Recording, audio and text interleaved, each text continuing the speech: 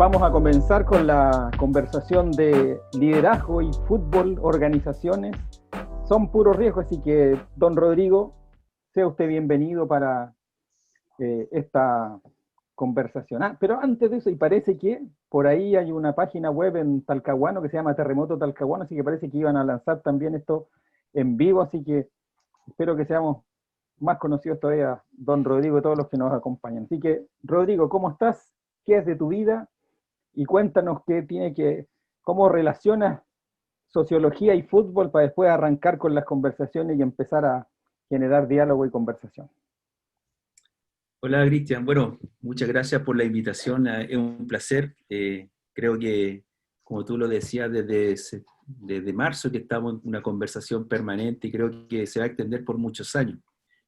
Y por varias razones. Yo creo que la razón principal es que las actividades que nosotros hacemos y son actividades que tienen que ver con un hecho central en la sociedad, que son las organizaciones.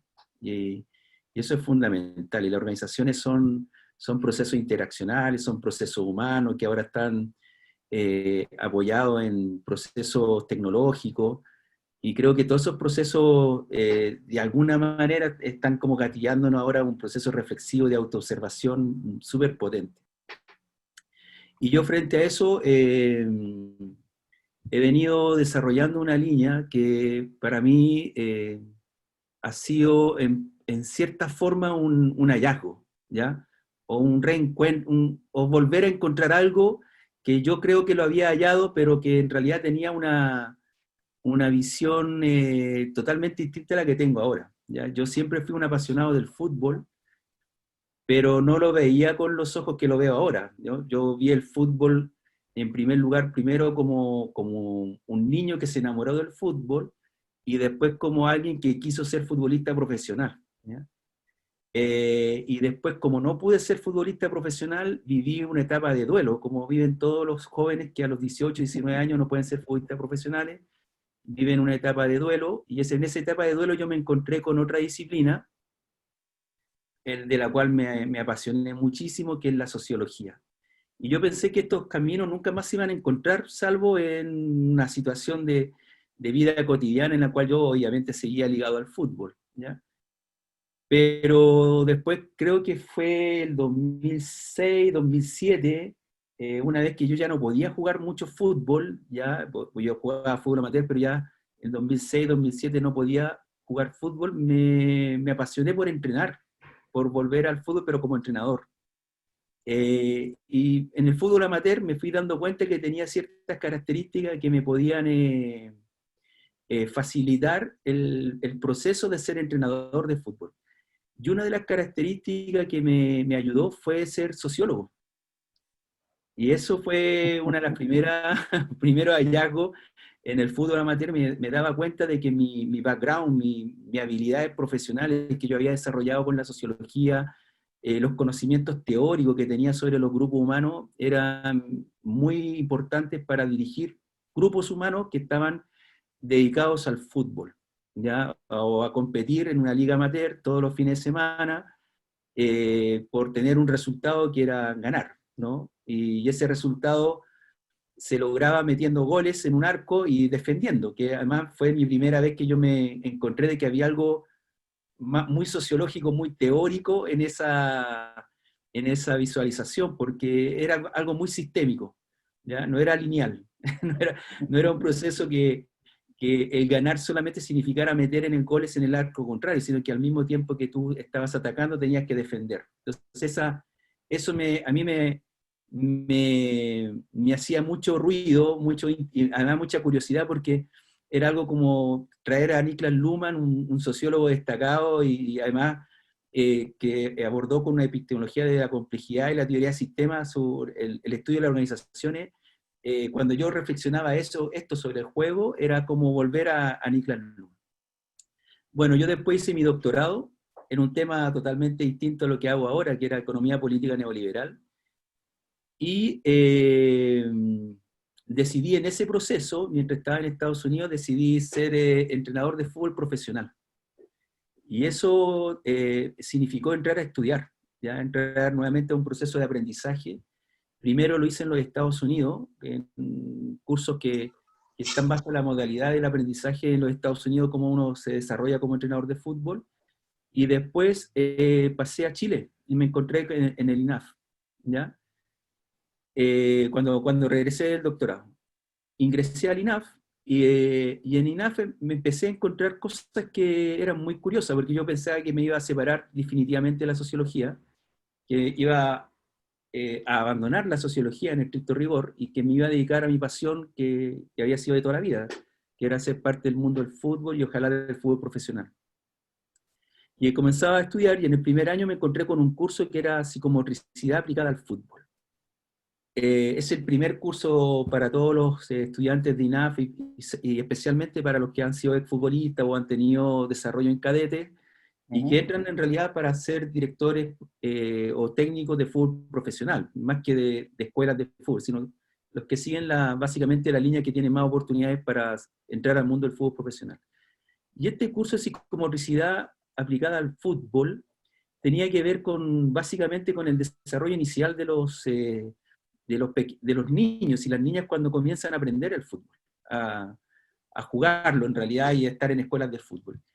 Y había un elemento que era muy interesante en ese desarrollo, que era la relación entre el cuerpo, el balón y el cerebro, ¿ya? O más bien, el cuerpo, el balón y la toma de decisiones. Y había que ser consciente en ese proceso, que fue básicamente el primer momento en que yo dije, wow, parece que la sociología y el fútbol no se van a separar. Que fue básicamente en que cuando uno toma una decisión en el fútbol, en realidad ocurren miles de procesos que no solamente tienen que ver con el cuerpo, sino que también tienen que ver con el entorno, y eso se llama básicamente el ejercicio de la percepción. Entonces, enseñar fútbol ya no estaba tanto en lo físico o en las competencias del talento propiamente tal, sino que estaba básicamente en cómo un niño toma una decisión para realizar un acto deportivo dentro de una cancha de fútbol, ¿ya? Y por lo tanto, en el primer año de INAF, yo tomé conciencia de que en realidad el entrenar el fútbol es más bien un proceso cognitivo. El pináculo de este proceso de entrenamiento es un proceso cognitivo más que físico, ¿ya? Entonces ese fue como un hecho que revelaba algo que era una sorpresa para mí, pero que me indicaba de que no iba a ser fácil sacar a la sociología de mi vida. Y en el segundo año empezaron a aparecer conceptos como autopoiesis, complejidad, que eran conceptos más propios que yo lo había visto en la sociología y en la teoría de la complejidad. Lo había visto con Maturana, con Varela, y yo decía, bueno, ¿y por qué estos personajes aparecen acá en medio de la clase de fútbol de la pelotita por la mañana, cuando yo en realidad esto yo lo quiero abandonar, o ya quiero alejarme de esto? Y bueno, y allí comencé a darme cuenta que los sistemas de entrenamiento, la mayoría de ellos, los contemporáneos, los que realmente hoy día son usados por los clubes profesionales del fútbol, están basados en la teoría de sistemas. Y en estricto rigor, en la teoría de sistemas cerrados incluso, yo diría incluso más, ¿ya? Y el lenguaje de todos estos paradigmas del entrenamiento tienen que ver con complejidad y sobre todo con reflexionar desde el fenómeno organizacional, ¿ya? Es decir, el fútbol es entendido desde estos paradigmas de entrenamiento como organización en estricto rigor. Y por lo tanto, el lenguaje con el cual uno desarrolla los sistemas de entrenamiento es un lenguaje mucho más cercano a la teoría de las organizaciones que al folclore del fútbol en estricto rigor, ¿ya? como sería como el hincha más o menos. Claro, claro. En realidad cuando tú operas y eso es lo que vamos a ver, lo que yo quería compartir con ustedes hoy día, cuando uno genera un proyecto deportivo, que uno genéricamente lo va a llamar modelo de juego, y que en realidad dar una forma al proceso interaccional que ocurre en una cancha es básicamente el desarrollo de un fenómeno organizacional, ¿ya? Y por lo tanto, como todo fenómeno organizacional tiene componentes que son clave, por ejemplo, las variables que intervienen, quiénes son los que intervienen, ¿ya? El fenómeno del liderazgo, que tú también me hiciste un par de preguntas respecto de eso, ¿ya? Y en el centro de todo eso, en el centro de todo eso está el fenómeno de la incertidumbre y el fenómeno del riesgo. ¿Ya? Entonces, evidentemente, al tercer año de estudiar en el INAF y ser para lograr mi licencia como entrenador de fútbol profesional, me di cuenta de que la sociología me iba a ayudar muchísimo para poder seguir desarrollándome como entrenador, tener competencia súper fuerte de poder entender organizacionalmente todo este fenómeno, pero al mismo tiempo, y eso es lo que también quería compartir hoy día con usted, poder entender las organizaciones también desde el fútbol, ¿ya? Y cómo las organizaciones pueden también desarrollar sus propios sistemas de entrenamiento, pero en base en base a poder autocomprenderse desde la complejidad. Y eso es lo que he estado haciendo básicamente los últimos 5 años, tratando de poder desarrollar estos procesos, y yo creo que este año es el primer año que yo tengo un proyecto que está financiado por FONDEF, ¿ya? Ahí está, tiene fondos de FONDEF, en donde yo realmente estoy aplicando este encuentro entre fútbol y organización para poder comprender, en este caso, la complejidad de operaciones logísticas que ocurren en el aeropuerto de Santiago, donde intervienen muchos jugadores con distintas características, donde hay distintos tipos de liderazgo, en donde la cancha está definida por distintas normas, distintos reglamentos, distintas instituciones. Entonces, la relación, por lo tanto, entre organización y fútbol es sumamente estrecha cuando tú la miras desde este punto de vista, ¿no? Y cuando tú miras una organización, bueno, miras riesgo, miras incertidumbre, miras gestión, miras liderazgo, miras protocolo, mides periodizaciones en el tiempo, ¿no? Mides procesos, proyectos, ya como estábamos conversando al inicio, y cuando tú ves el fútbol bajo...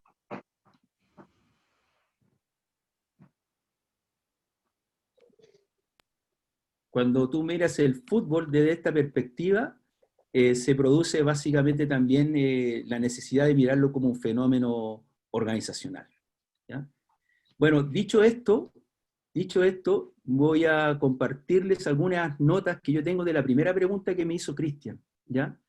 Entonces, Cristian, la primera pregunta que me hizo fue cómo mejorar el desempeño colectivo en un sistema organizacional desde prácticas deportivas como el fútbol, ¿ya? Y yo, básicamente, para poder conversar con usted y compartirle un poquito lo que yo hago, identifiqué 7 elementos sobre los cuales nosotros podemos encontrar una relación entre fútbol y organización que nos permita, quizás, mejorar los desempeños organizacionales, que al final es el objetivo de todo esto, ¿ya? Yo diría que el primer elemento, que es un elemento sumamente importante para nosotros como entrenadores de fútbol y para mí desde la sociología también cuando miro las organizaciones, es que básicamente el juego del fútbol produce mucha complejidad, ¿ya? En realidad el juego del fútbol nunca es similar, o sea, cada juego nunca es similar a otro, en el sentido de que los productos performativos que se realizan en la cancha de fútbol nunca son similares, ¿ya? Y eso es un elemento pero sumamente potente, porque básicamente el modelo de juego, esta estructura organizacional completa que es cuando uno mira un equipo de fútbol, hay que ser consciente de que sus desempeños en la cancha nunca fueron similares domingo a domingo o sábado a sábado, ¿ya? Siempre hubieron circunstancias que indicaron la especificidad o la particularidad de un encuentro de fútbol o de una toma de decisión de un futbolista, ¿ya? O las interacciones, los patrones interaccionales que tuvieron el equipo, o que tuvo el equipo durante el desarrollo del juego, ¿ya? Eso es fundamental, porque en realidad los técnicos luchamos contra esa incertidumbre, ¿ya? Siempre va a haber algo que va a parecer distinto, nunca va a ser similar un juego con otro de domingo a domingo, ¿ya? Siempre hay algo que se te escapa, siempre hay algo, puede ocurrir algo que tú no tenías previsto, ¿ya? Y esto es básicamente porque en el fútbol se produce lo que nosotros llamamos una inflación de oportunidades selectivas o una inflación de información en el estricto rigor sobre la cual tú tienes que tomar decisiones. Les voy a poner un solo ejemplo nomás para poder como calibrar esto. Cuando un jugador toma una decisión, a lo menos hay 4 variables, ¿ya? Y estoy hablando solamente del jugador. Imaginemos esto después en lo colectivo. Pero cuando el jugador toma una decisión, está percibiendo, en primer lugar, la velocidad del balón, ¿ya? De acuerdo a cómo se desarrolla la velocidad o se presenta la velocidad del balón, tú vas a acomodar tu cuerpo, ya sea para darle mayor velocidad a ese balón o para reducir la velocidad del balón, ¿ya? Ese es un primer elemento cognitivo que ocurre en milésimas de segundo, ¿ya?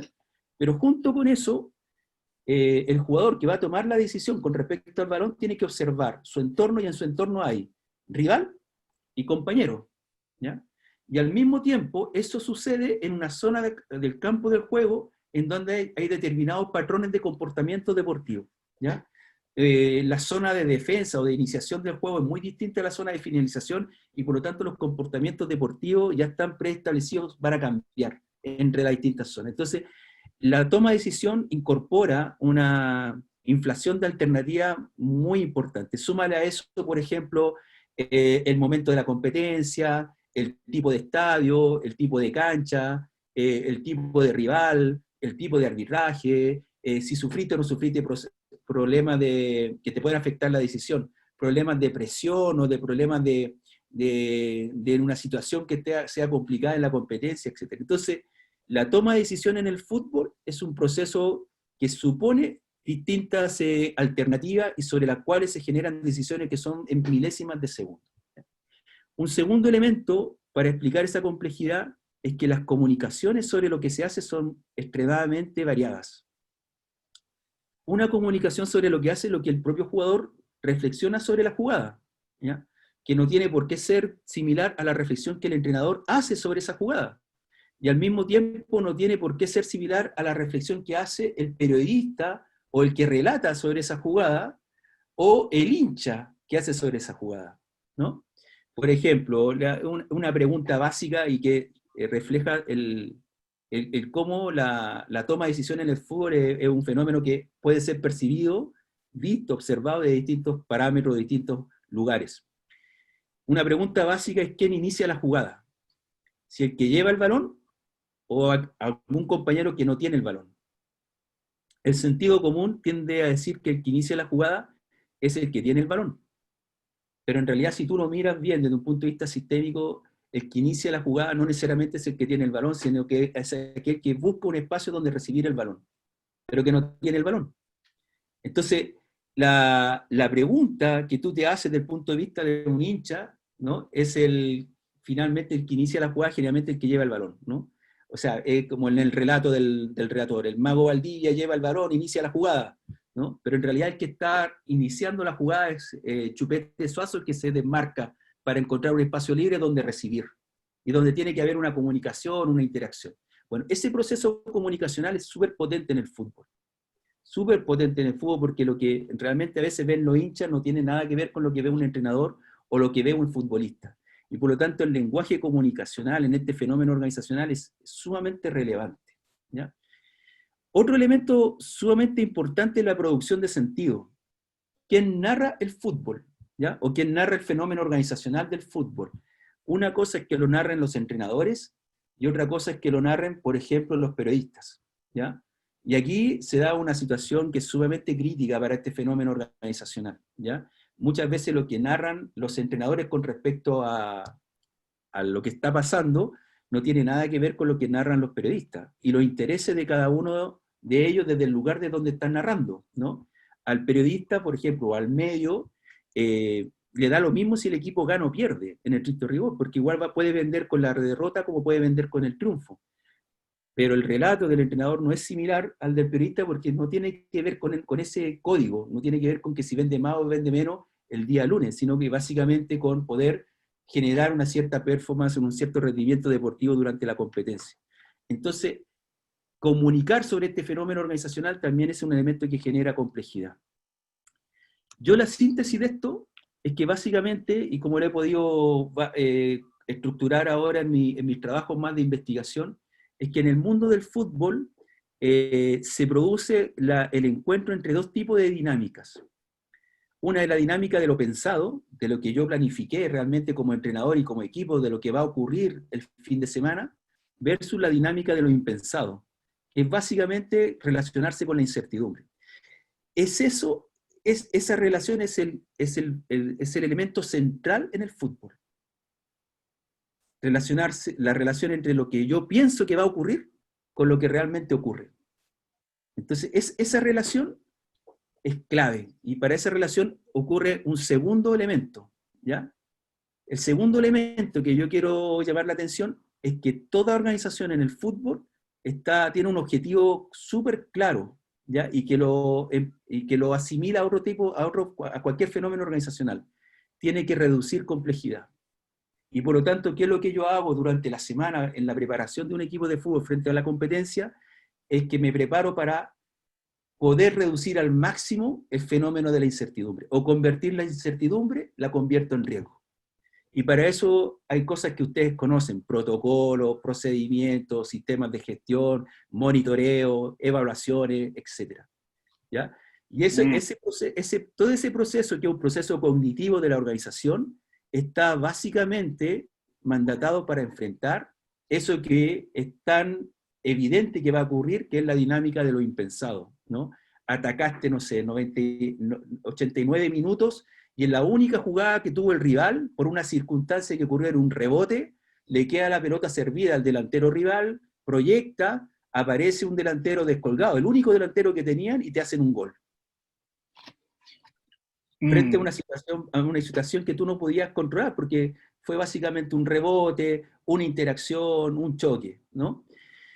Y eso ocurre, entre otras cosas, porque el fútbol, además, es una cosa bien peculiar. Es un deporte colectivo de habilidades abiertas, pero que tiene oposición, ¿ya? Es decir, hay otro modelo de juego que está buscando exactamente lo mismo que tú buscas, y que se prepara también para buscar sus objetivos. Y que va a hacer exactamente lo mismo, ¿ya? Va a tratar de reducir la incertidumbre, ¿ya? No sé si vieron este problema que tuvo Marcelo Bielsa en Inglaterra, que además fue fantástico para dar cuenta de esto, que fue el que él espía. Él tenía una costumbre de espiar a los equipos rivales, ¿ya? Se sabe. Espía a los equipos rivales, y espía a los equipos rivales, a pesar de que él tiene mucha información sobre los equipos rivales, y hoy día cualquier entrenador puede tener mucha información sobre los equipos rivales, ¿ya? Pero ¿qué es lo que está buscando finalmente? Está buscando lo que todos también como entrenadores buscamos: el detalle, lo no visto, ¿ya? El lado ciego de la observación en estricto rigor, lo que puede escapar, ¿ya?, al ojo general de la estadística, o al ojo del relato de la observación de un video durante el juego, ¿ya? ¿Y por qué es tan importante eso? Porque eso genera ansiedad en el que entrena. En el entrenador le genera mucha ansiedad, porque es una forma de no tener el control total sobre lo que va a ocurrir el fin de semana. Entonces, el juego del fútbol, y cuando tú te lo tomas desde el punto de vista de la profesionalmente, todo lo que pasa en la semana, entre otras cosas, tiene como objetivo poder abordar la incertidumbre que genera el propio juego. Y eso es básicamente un proceso que genera mucha ansiedad, mucho desgaste emocional, mucho conflicto muchas veces, y que al mismo tiempo ha hecho que hoy día, por ejemplo, los clubes de fútbol sean básicamente máquinas procesadoras de información gigantescas. No solamente procesan la información de lo que ocurre en un partido, sino que en muchos partidos no solamente procesan la información general de un jugador, sino que toda la información de un jugador, ¿ya? El laboratorio del Milan, por ejemplo, estableció que un jugador de fútbol tiene más o menos 40 parámetros fisiológicos, ¿ya? Un parámetro fisiológico puede significar en algún momento sacar una ventaja deportiva, si tú lo observas bien, ¿no? A ver, por ejemplo, los jugadores tienen fibras rápidas y fibras lentas, ¿ya? Entonces un equipo donde predominen las fibras lentas, por ejemplo, va a ser muy distinto a un equipo donde predominan las fibras rápidas, por ejemplo. Entonces ya ese elemento te genera una construcción organizacional que es muy peculiar, es muy única, ¿ya? Entonces yo diría que el segundo elemento, y que lo asimila cualquier otro tipo de organización, es que las organizaciones están permanentemente, y en el caso del fútbol aún más, tratando de luchar contra aquello que no controlamos, contra la incertidumbre, ¿ya? Y para eso generamos un tercer elemento, que son lo más importante en el caso del fútbol: los sistemas de entrenamiento. ¿Qué hacen los sistemas de entrenamiento? En realidad hacen tres cosas fundamentales. Primero, establecen patrones interaccionales que van a ocurrir en la cancha de fútbol.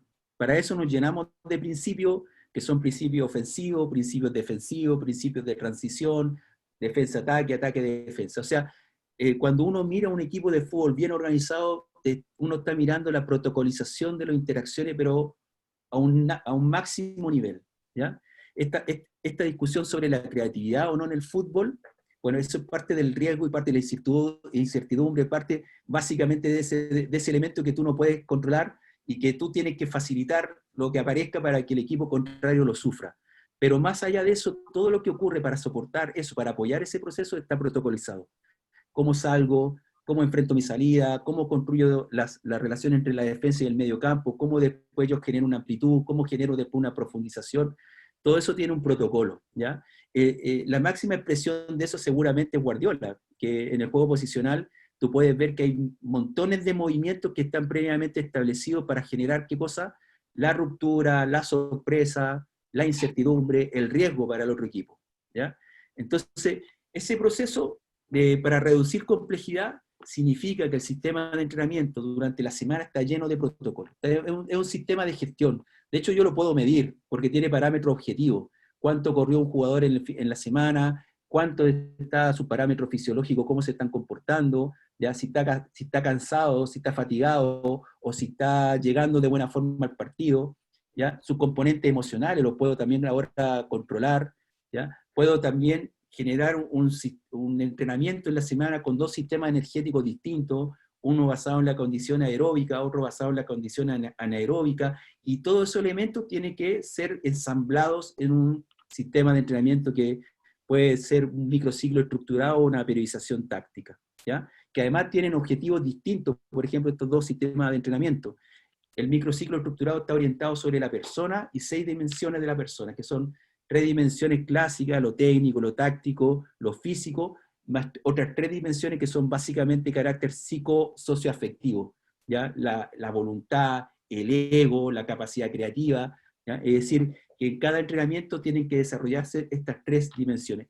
Y la periodización táctica, que es el otro gran paradigma de entrenamiento, ¿ya? Está basada básicamente en el fenómeno cognitivo de lo colectivo para tomar decisiones, que eso es una escala sistémica muy interesante, porque cuando tú ves un equipo de fútbol, en realidad lo que tienes que despersonalizarlo, entonces en lo que realmente estás viendo son sistemas decisionales, que están sumamente estructurados.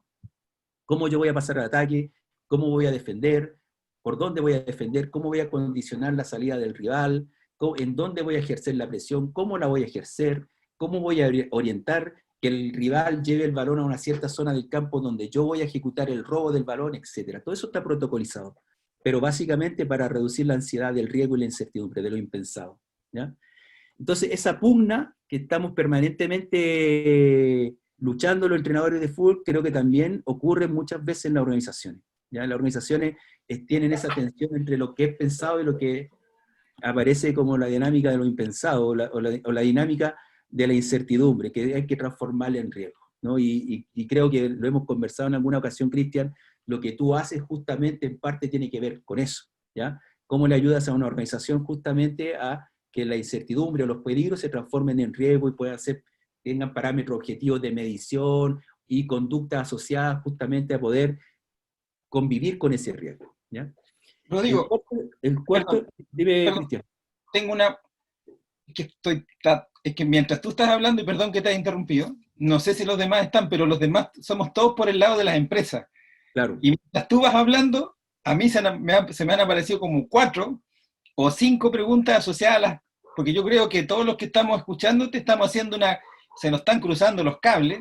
Lo primero que creo es que el fútbol es mucho más que lo que yo creía hasta hoy día. De verdad, lo asumo así humildemente.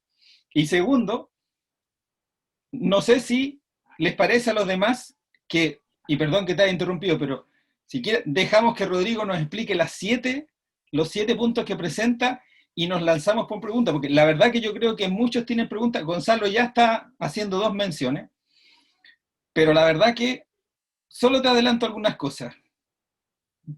Coordinación de acciones, sistemas decisionales de Luhmann, o sistemas decisionales, cómo el líder es capaz de hacer que esto se desarrolle, dónde está el talento o la que en las normas ISO se llama, Rodrigo, la competencia, que es el conocimiento y la habilidad del jugador que sería el trabajador de una organización.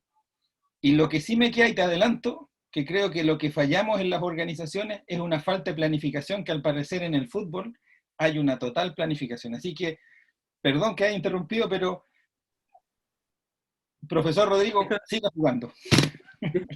Deja terminar rápidamente, no los desarrollo Dale. tanto, pero termino los otros 4 elementos, ¿ya? Dale, Y los voy a dale, pasar dale. súper rápido para pasar después a las preguntas, porque a mí justamente yo lo que quiero despertar es quizás no hablar tanto de fútbol, sino más bien hablar de empresa, ¿ya? Y Pero de dale, gestión porque está súper organizacional, bien, porque ¿ya? estamos tomando todo lo tuyo para llegar Sí, a las sí. organizaciones. Dale, dale. Ya, eso es lo que quiero, ¿no? Más que hablar de fútbol. Y el cuarto elemento tiene que ver que todos estos procesos, que son procesos procedimentales en estricto rigor, ¿ya? Para llegar a un partido de fútbol, están anclados en una cultura organizacional. Y eso es absolutamente relevante. Absolutamente relevante. O sea, nada funciona si no hay una cultura organizacional, ¿ya? Y de hecho podemos ver que las crisis de los equipos de fútbol muchas veces tienen que ver con culturas organizacionales que están extremadamente débiles. Evidentemente, lo que le pasa a Colo-Colo tiene que ver con eso, ¿no? Una cultura organizacional que es muy débil y que además está presionada por cosas sociosimbólicas que son muy fuertes, ¿no? Por ejemplo, frases como Colo-Colo es Chile es una cosa muy potente que genera un impacto concreto en las personas que viven al interior de Colo-Colo, ¿ya? Y por lo tanto, si no existe una cultura organizacional que podríamos llamar, no sé, una empresa contemporánea que valora la creatividad, la horizontalidad, la relación entre pares, etcétera, es imposible que pueda resolver sus problemas, ¿no? Lo vemos como el caso de la forma en que reaccionan, por ejemplo, ante el caso de Leo Valencia. Cualquier organización contemporánea, Sí. cualquier empresa ya lo hubiera reaccionado, ya claramente hace mucho tiempo, pero Colo-Colo, como está en ese mundo que no tiene una cultura organizacional clara, fracasa. Entonces, todos estos sistemas, que son sistemas de gestión para llegar a un partido de fútbol, un fin de semana, requieren una cultura organizacional. Eso es muy importante. El quinto elemento, ¿ya? Es que yo para sistematizar todos estos procesos que tienen que ver cómo juego de defensa, cómo juego en mediocampo, cómo juego en delantera, cómo me relaciono con el club, cómo me relaciono con la hinchada, cómo me relaciono con el contexto en el cual yo estoy situado, tiene un nombre, ¿ya? En el fútbol. Y creo que eso también lo podríamos extrapolar al plano de las empresas. Eso se llama modelo de juego, que es distinto al sistema de juego, ¿ya? Lo que generalmente nosotros conocemos como hincha es el sistema de juego, que es el 1-4-3-3, la formación, el número de teléfono que llaman coloquialmente los relatores. Pero en realidad eso es más bien una operación muy concreta que se da en el desarrollo de un partido o de varios partidos, de acuerdo si tú tienes una continuidad respecto a eso, pero que está operacionalizando de manera muy, muy concreta lo que genéricamente se llama el modelo de juego y que contiene todos estos elementos que yo te he señalado de una manera coherente, consistente, ¿ya? Y que se tiene que reproducir en el tiempo, ¿ya? Eso es muy importante. Yo le preguntaría a su empresa, y bueno, lo he hecho en alguna oportunidad, bueno, ¿cuál es tu modelo de juego? ¿Cómo relacionas tu idiosincrasia? ¿Cómo relacionas los colaboradores, tus formas de liderazgo, el lugar donde estás, ¿ya? El país donde estás, tu audiencia, etcétera, ¿no? ¿Cuál es tu modelo de juego? El sexto elemento es que yo creo que, y acá básicamente lo traigo en función de lo que tú me compartiste, que iba a ser un poquito la audiencia que vamos a tener hoy día, Cristian. Esta organización, este modelo de juego, ya que lo hemos definido propiamente tal, está brutalmente expuesta al riesgo, pero brutal, ¿ya? Brutal. Entonces, yo diría que los equipos de fútbol son muy conscientes del riesgo, ¿ya? Eso, mira qué paradójico, ¿ya? Son muy conscientes del riesgo, pero en general, la forma en que lo viven el riesgo es una forma que es única, es muy sui generis, porque están involucradas las emociones, están involucradas las tomas de decisiones de los liderazgos, que muchas veces son liderazgos más bien carismáticos, que no son liderazgos de nuevo cuño o liderazgos del siglo XXI, sino que son más bien muy, muy enraizados en ciertos folclorismos, ¿ya? Además los grupos humanos son grupos que son muy endógenos. Un camarín de fútbol, sobre todo para quienes dirigimos un camarín de fútbol, es lo más parecido a lo que quizás tú lo conoces muy bien por la región en la cual vives, Cristian, un sindicato de pescadores artesanales, es decir, algo que está lleno de rituales, ¿ya? Lleno de simbolismo, lleno de formas de conducta preestablecida, y por lo tanto relacionarse con esos grupos humanos es bastante peculiar, pero además te condiciona para enfrentar el riesgo, ¿ya? O sea, hay que tener una conciencia para enfrentar ese riesgo de acuerdo a esa condición. Wow. Y el último elemento que yo quería señalar es que en el mundo del fútbol, las culturas organizacionales, si bien existen, pero son muy difíciles de cambiar. Y eso creo que también es un elemento que quizás entendiendo un poquito lo que pasa en el mundo del fútbol, nos puede también permitir entender cómo se producen los procesos de cambio de las culturas organizacionales de las empresas, o bien cómo no ocurren con facilidad esos procesos, ¿no? O bien, por ejemplo, cuando, en el caso de tu labor, Cristian, lo hemos comentado en otras ocasiones, cuando tú llegas como en una asesoría para poder cambiar esa cultura organizacional, te das cuenta que los parámetros, los elementos para poder transformarlo, son extremadamente difíciles porque tienen una cierta peculiaridad formativa, ¿no? Y en el caso del fútbol, esa peculiaridad tiene que ver con la naturaleza de estos grupos humanos que se llaman camarines de fútbol, y también por el folclorismo que está asociado al mismo. Yo acá folclorismo lo llamo básicamente una serie de creencias que están muy arraigadas en el mundo del fútbol y que se proyectan como fenómenos organizacionales, ¿no? Son lugares muy masculinizados, por ejemplo, son lugares donde son muy autoritarios, son lugares, por ejemplo, en donde, sobre todo en el caso del sistema chileno, donde las afirmaciones de los dirigentes que los jugadores se mueven con el látigo, bueno, son todos esos elementos que, bueno, nosotros los podemos reconocer también a nivel de la empresa, pero en el fútbol también existen y son elementos que amenazan de manera muy fuerte el desarrollo de los modelos de juego, ¿ya? Y poder ser exitoso, obviamente, en el desempeño, o en la performance, o en el desempeño deportivo. Ahí están los 7 elementos. Uf, profe, Ahora pasa. no, es que primero de verdad, como me encanta la frase que digo, que narcisismo lo que digo, pero sin ser salamero, pero es que a mí me parece espectacular que hayas armado este contexto, porque así se va haciendo, así podemos hacer ahora una relación muy fuerte entre las comparaciones, la homologación o el match entre lo que has presentado como gestión, que desde mi punto de vista, obviamente, yo creo que esto que había dicho yo de que paremos 10 minutos, yo creo que mejor no paremos porque esta cosa está así como, desde mi punto de vista, mejor arrancamos nomás, para no perder el hilo. Pero estas relaciones que has hecho del fútbol, mientras tú las ibas haciendo, obviamente yo iba tomando nota, me imagino que los demás asistentes tomaban nota o iban escuchando, tiene total relación con lo que hay en los sistemas organizacionales empresariales. Me mataría Luhmann porque Luhmann habla de sistemas organizacionales nomás, yo le doy lo de empresarial, pero en los sistemas organizacionales, porque tiene que ver con lo que tú has dicho, cultura, liderazgo, interacción, y ahí el primer arranque que me gustaría hacer de esto, porque son varias las preguntas que nacen, es en el ámbito, y voy a ocuparlo y pido las disculpas quienes no son sociólogos, porque no quiero empezar a ocupar un discurso sociologista para el tema, pero sí en sociología se habla mucho de la acción social como el átomo, ¿cierto? La unidad básica de la sociedad es la acción social, la coordinación de acciones. Luhmann diría que es el acto decisional, que los sistemas organizacionales, muy derivados de otro sociólogo, Darío Rodríguez, ¿cierto? Al final son sistemas organizacionales decisionales, son decisiones. Por lo tanto, tú hace poco dijiste, perdón, vi en un video que tú dijiste que en el fútbol el acto de interacción social es el pase. Y ese pase, ¿cierto?, está directamente relacionado con la coordinación de acciones entre procesos o entre los diferentes procesos.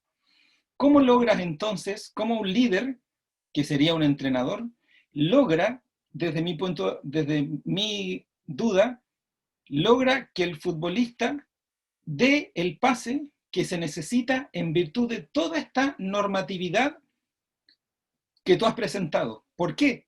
Porque en el ámbito de las empresas, y voy a hablar desde mi experiencia, y puedo estar equivocado porque es mi experiencia, el quiebre que se da en las organizaciones es porque existen procedimientos, Rodrigo, existen instructivos, hay capacitaciones.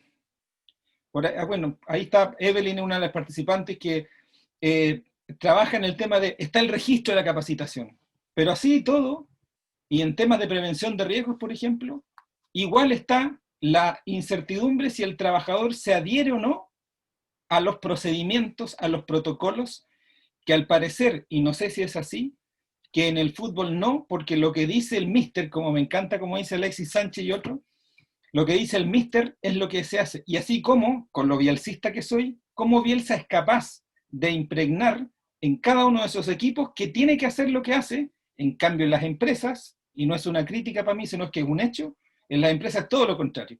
Las personas, habiendo procedimientos, habiendo instructivos, habiendo pasos, no todos se adhieren, porque lo que más escucho de los líderes cuando hablo con ellos es que el viejo no está comprometido, es que la gente no hace lo que le dicen, la gente hace lo que ellos quieren.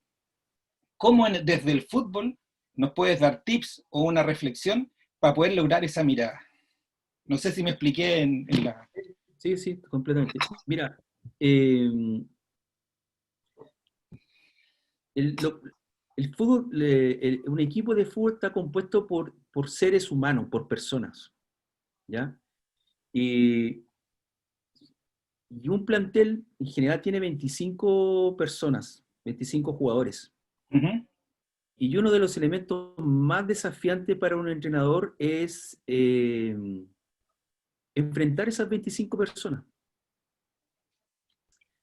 Porque tu posición es en el centro de un semicírculo. Y en realidad el que es observado eres tú, como entrenador. Yo soy el observado. Yo no tengo la capacidad para en un momento determinado observar a los 25, pero los 25 sí me pueden observar a mí. Y en el mundo del fútbol se produce algo que es brutal, ¿ya? ¿Qué es lo brutal? Que el jugador de fútbol profesional es un muchacho de 22, 23, 24, 25 años, 30 años, que está educado en la capacidad de mirar a su líder desde los 8 años. Desde los 8 años tiene un entrenador. ¿Qué es lo que hace una persona o un futbolista cuando llega un entrenador nuevo? Le saca, como decimos nosotros, le saca el rollo, le saca una fotografía, lo huele, si es blando, si es derecho, si es honesto, si es franco, si es convincente, si tiene miedo o no tiene miedo, eso es lo más importante, si tiene miedo o no tiene miedo, ¿ya? Es decir, cuando tú vas a una capacitación, en realidad, tú tienes que colocarte frente a ellos para capacitarlo y tú tienes que ser consciente, y esto es lo que yo siempre lo reafirmo entre los pares, ser consciente que tu lugar que ocupas en ese momento es un lugar en donde hay una fragilidad y hay una especie de asimetría, porque en realidad tú no eres capaz de observarlo a los 25, pero sí los 25 te pueden observar a ti. Esa es una primera constatación, ¿ya? Y por lo tanto, ¿qué es lo que tú tienes que lograr? Y que este es el segundo paso. Tienes que lograr observar a esos 25 de alguna forma. Y para eso, ¿qué es lo que existe? Existen dos cosas fundamentales. Primero, el modelo de juego, que es una construcción, que es una especie de ideología, que es un relato en estricto rigor. Entonces, ¿qué es lo que hacen los grandes entrenadores del mundo? Construyen relatos. Y los relatos tienen la capacidad para generar adhesión, que es una adhesión afectiva, es una adhesión, es adherir emocionalmente a un proyecto o a pongamos esa discusión acá que la estábamos dando recién, proyecto o proceso. Y me encanta dar esa discusión. Pero el entrenador lo que hace en el momento en que se coloca frente a esos 25 jugadores es contar este relato. Y este relato tiene que irse produciendo durante toda una temporada, ¿ya? Y ese relato puede estar amenazado por los resultados, por el conflicto, por el agotamiento de las relaciones, ¿no? Y además la construcción de esa relación entre el relato y el grupo de jugadores es una cuestión dinámica. De 25 jugadores, por ejemplo, el día 1 que te presentaste, lograste convencer quizás a 15 jugadores, y te quedan por convencer otros 10. en la semana número 4, que es la semana previa al debut, ya tienes convencido de los 25, tienes convencido a 20, y hay 3 o 4 que están rebeldes porque no van a jugar.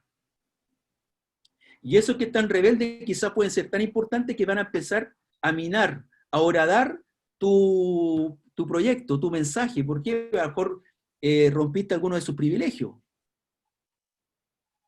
Pasaron las primeras 5 semanas, ganaste 5 partidos. Entonces ya no tienes 25 rebeldes, tienes 24 que están adhiriendo y un rebelde. Pero perdiste 5 o 6 partidos y aparecieron 10 rebeldes nuevamente. Entonces tu mensaje, y esto es lo más importante, cuando el líder no tiene un mensaje, ¿ya? Cuando el líder no tiene un mensaje, es lo más probable que todo lo que tú requieras, todo lo que tú pidas a tus colaboradores o a tus jugadores, el mensaje no llegue con la fuerza suficiente para que justamente se hagan las cosas que tengan que hacerse, independientemente de los protocolos que existan. Entonces, wow, lo más importante para un entrenador de fútbol es construir un mensaje. Bielsa es un maestro de la construcción del mensaje. De hecho, si tú lo miras sociológicamente, su mensaje no tiene que ver con la cancha ya, tiene que ver con las sociedades. Es tan impactante la construcción, está tan educado en la construcción de mensaje Marcelo Bielsa, que cada vez que llega a una ciudad, revoluciona la ciudad, porque en realidad su mensaje no tiene que ver con los 25 jugadores, sino con los 300.000 habitantes que viven en Leeds, o con los 800.000 que vivían en Bilbao, o con 14 millones de chilenos que vivíamos la idea de un relato que no iba a ser los mejores del mundo, y que era tal el convencimiento de ese relato que podíamos jugar de igual a igual frente a cualquiera, y cambió la historia del seleccionado chileno el año 2007, en 2 meses, en 3 meses ya estábamos viviendo una forma distinta de jugar, pero era un relato totalmente estudiado, perfectamente estudiado. Y ese relato genera tal adhesión que tú tienes la capacidad de que tus jugadores puedan desarrollarse de una manera increíble, incluso con cosas que tú no esperabas, o sacarle el rendimiento a jugadores que quizás tú lo veías previa a la llegada de este entrenador en un estado y después pasan a otro estado. Pero esa es la calidad, pongámoslo así, la calidad del relato. Yo de hecho hacía a vuelo como una intuición, como una creación quizás en el futuro, yo crearía indicadores de relato para las organizaciones empresariales. ¿Cuál es la calidad de tu relato? ¿Cómo está construido? ¿Cuáles son tus fuentes? ¿Cuáles son tus referencias? ¿Cómo lo comunicas a tus colaboradores? ¿Cuáles son tus competencias para hacer eso? ¿Ya? De hecho, perdón, ayer le preguntaba a Sebastián González, con el cual yo tengo una amistad bastante importante, y yo le decía, Seba, dime algún técnico chileno que te haya marcado en el relato. Estaba pensando en esta conversación contigo, Cristian. Dime quién te marcó en el relato. Bueno, me decía, pucha, Rodrigo, quizá alguien cuando era en el fútbol formativo, pero era porque yo era pariente de amigos de ellos, quizá. Pero no recuerdo a un líder que me haya construido, que me haya generado algo, ¿ya?, para yo adherir completamente a lo que él quería en la cancha. En cambio, Marcelo Bielsa, Mourinho, el mismo Sampaoli con su relato del amateurismo en su momento, son personajes que construyen una adhesión. Ahora, cuando eso no ocurre, Cristian, ocurre el otro lado de la moneda, la otra cara de la moneda, que es que el líder, en este caso yo como entrenador, me lleno de miedo. Y ese es algo impresionante, ¿ya? Y yo lo voy a compartir acá con usted. Lo que más ocurre en el mundo del fútbol es la producción de miedo, el miedo en que no me crean, el miedo en que hablen mal de mí. Que los jugadores hablen mal de uno como entrenador a la espalda y no te lo digan a la cara, es algo terrible. Que tu colaborador, sobre todo el preparador físico o el preparador de arquero, hable detrás de ti en sentido que no cree lo que tú estás diciendo que debe ser para conducir al equipo al éxito, es lo peor que le puede pasar a un técnico. Yo creo que eso ocurre muchas veces en los fenómenos organizacionales. Estamos permanentemente con ese miedo, ¿sí? Con ese miedo, ¿ya? Y ese miedo es súper difícil de trabajarlo, es súper difícil. Por eso te digo yo que lo más importante cuando uno hace este tipo de intervenciones, sobre todo a nivel empresarial, es el relato. Mira, aquí tengo una reflexión que hacer y después le voy a dar la palabra a Rodrigo Valenzuela y David Herrera y Gonzalo, que han estado escribiendo ahí. Pero aquí tengo la primera reflexión. Desde mi experiencia, o desde lo que yo veo, que a veces el problema que tienen algunos líderes en el relato en los sistemas organizacionales empresariales es un relato del yo logré, del yo conseguí, del yo. Y las personas no van a seguir a un yo-yo, porque necesitan que, por eso cuando tú hablas de relato decía, claro, no creo que Bielsa se haya parado y le haya dicho a los jugadores de, no sé, pues del Atlético de Bilbao, no le dijo, mira, yo he ganado esto, gané esto otro, sino que más bien él construye un relato de qué es lo que yo quiero conseguir. Y eso a veces en los sistemas empresariales los líderes no se ven. Y asocio esto con algo que también hemos conversado, que cuando está el miedo, el líder en los sistemas organizacionales empresariales, y eso lo dice mucho Katia Araujo en el libro El miedo a los subordinados, pasa de ser un líder guía a convertirse en un líder autoritario. ¿Por qué? Porque el miedo que tiene, lo único que tiene que hacer para dirigir a otros es el autoritarismo, no la autoridad, el autoritarismo. Bueno, Rodrigo Valenzuela, activa tu micrófono, porfa. Si puedes activar tu cámara también y si estás levantando la mano, lánzate con una pregunta, porque esto está bueno, parece. ¿Cómo están? ¿Me escuchan bien, cierto? Sí. Muy bien. Hola, Sí, Rodrigo. bueno, aprovecho de felicitarte ahí, Cristian, también, compañeros, alumnos. Tanto tiempo. Sí, ¿verdad? Pues muy colega. interesante tu charla. Y Rodrigo, estaba muy atento a tu conversatorio también, está muy interesante. Mira, más que una pregunta, es una reflexión quizás, pero mira, me acordé de inmediato de la sociedad anónima. Cuando aparece, no sé en qué año fue, 2005 más o menos, muchos creíamos que esto iba a asegurar que una profesionalización, si se quiere, de la institución como tal, y que en consecuencia iban a venir los éxitos, ¿cierto? Pero me recuerdo mucho de Colo Colo campeón del 91, yo no soy colocolino, soy de la Católica, pero aquí no había un orden, no había un orden de institución, ¿cierto? Yo era muy chico, pero yo recuerdo que no existía este término de la sociedad anónima y el orden institucional. Entonces, lo bonito de esto es que, bueno, vuelvo atrás un poco, la Católica sí tiene un orden en este minuto y una institución que funciona y hace las cosas bien. Entonces, en este caso, sus jugadores, el equipo en general, es capaz de percibirlo y está logrando resultados, pues eso lo vemos, ¿cierto? Y hoy día anuncian también que van a construir un estadio, entonces funciona casi todo perfecto. Pero sin embargo, yo me quedo, y eso es lo bonito también del fútbol, me quedo con lo contingente. Me quedo, por ejemplo, con la mano de Maradona, más allá del equipo como tal. La mano de Maradona es contingente, sale del momento, no se planificó, o sí, muchos podrían decir. Y Argentina fue campeón del mundo, ¿cierto? O Colo Colo campeón del 91 de nuevo, y la rebeldía de esos jugadores. Entonces me quedo con lo bonito de lo contingente del fútbol en este caso, más allá de que obviamente es súper bueno que la institución como tal funcione. ¿Sí? Eso quería señalar. No. Y nuevamente los felicito a ambos por la charla. No, bacán. Quiero decir algo que un concepto que aprendí yo de un profe, Francisco Salinas, que lo contingente, sociológicamente hablando, para los que estamos aquí, no tiene que ver con lo que sale en el diario, en el que la noticia contingente, que es como lo que está sucediendo ahora. Lo contingente tiene que ver con que un acto podría haber sido de una manera o podría haber sido de otra. Entonces, no sé si Rodrigo lo entiendo así, que es como la mano de Maradona podría haber sido o no podría haber sido gol en el acto que fue lo contingente de eso. Así Exacto. Que, muchas gracias. Gonzalo y después David, que ha ido comentando, y Evelyn también, así que lancémonos entre todos nomás. Vamos, Gonzalo. No, primero que nada agradecer a Rodrigo por su posición, está súper clara y súper interesante. Pero, y quiero compartir con ustedes una anécdota que, bueno, Rodrigo la debe conocer muy bien y yo creo que da para un estudio sociológico muy profundo, que es lo que pasa en el Campeonato Mundial de México del año 70 con el equipo de Brasil.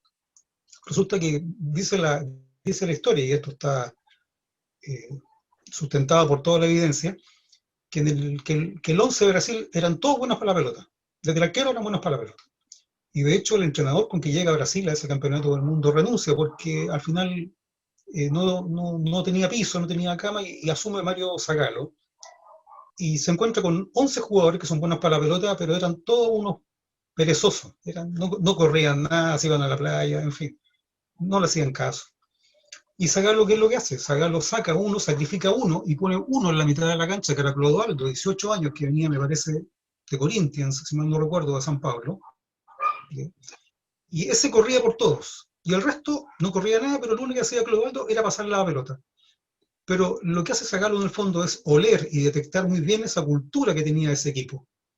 Y no estaba dispuesto a sacrificar esa cultura, aunque él estuviera en contra de esa cultura, en pos de o de sacrificar un resultado que él sabía que iba a llegar, pero tenía que, en definitiva, tomar una decisión. Y él toma la decisión de sacar a uno, pone a uno que hace el trabajo por el resto, y el resto se encarga de sacar a Brasil campeón.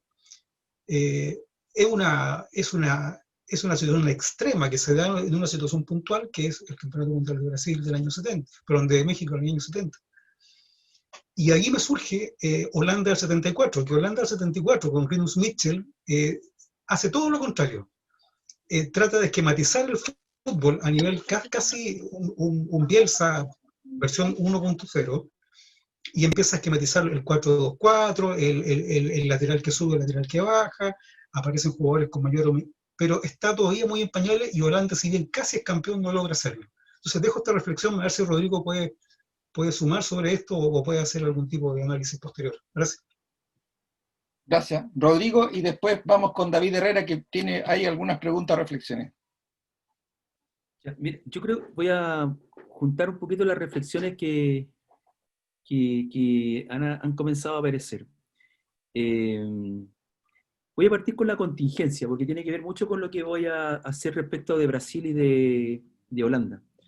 El fútbol es altamente contingente, ¿ya? Un rebote, cuando tú vas a arrancar una pelota, esa pelota quizás tú la fuiste con el deseo de ganar, y en realidad el rebote le cayó a un rival, y el rival le golpeó al arco y gol. ¿Ya? Exacto. Gol. Entonces, tú no puedes dejar de vivir, o sea, si tú vas a vivir negando eso, estás perdido en el fútbol. ¿Ya? Entonces, los equipos de fútbol, los buenos equipos de fútbol conviven con la contingencia. Saben perfectamente que en una situación de una jugada de fuerza o de oposición, o como llamamos nosotros, primer balón, lo más importante para un equipo de fútbol es ganar el segundo balón. ¿Y qué es lo que hacen los equipos de fútbol?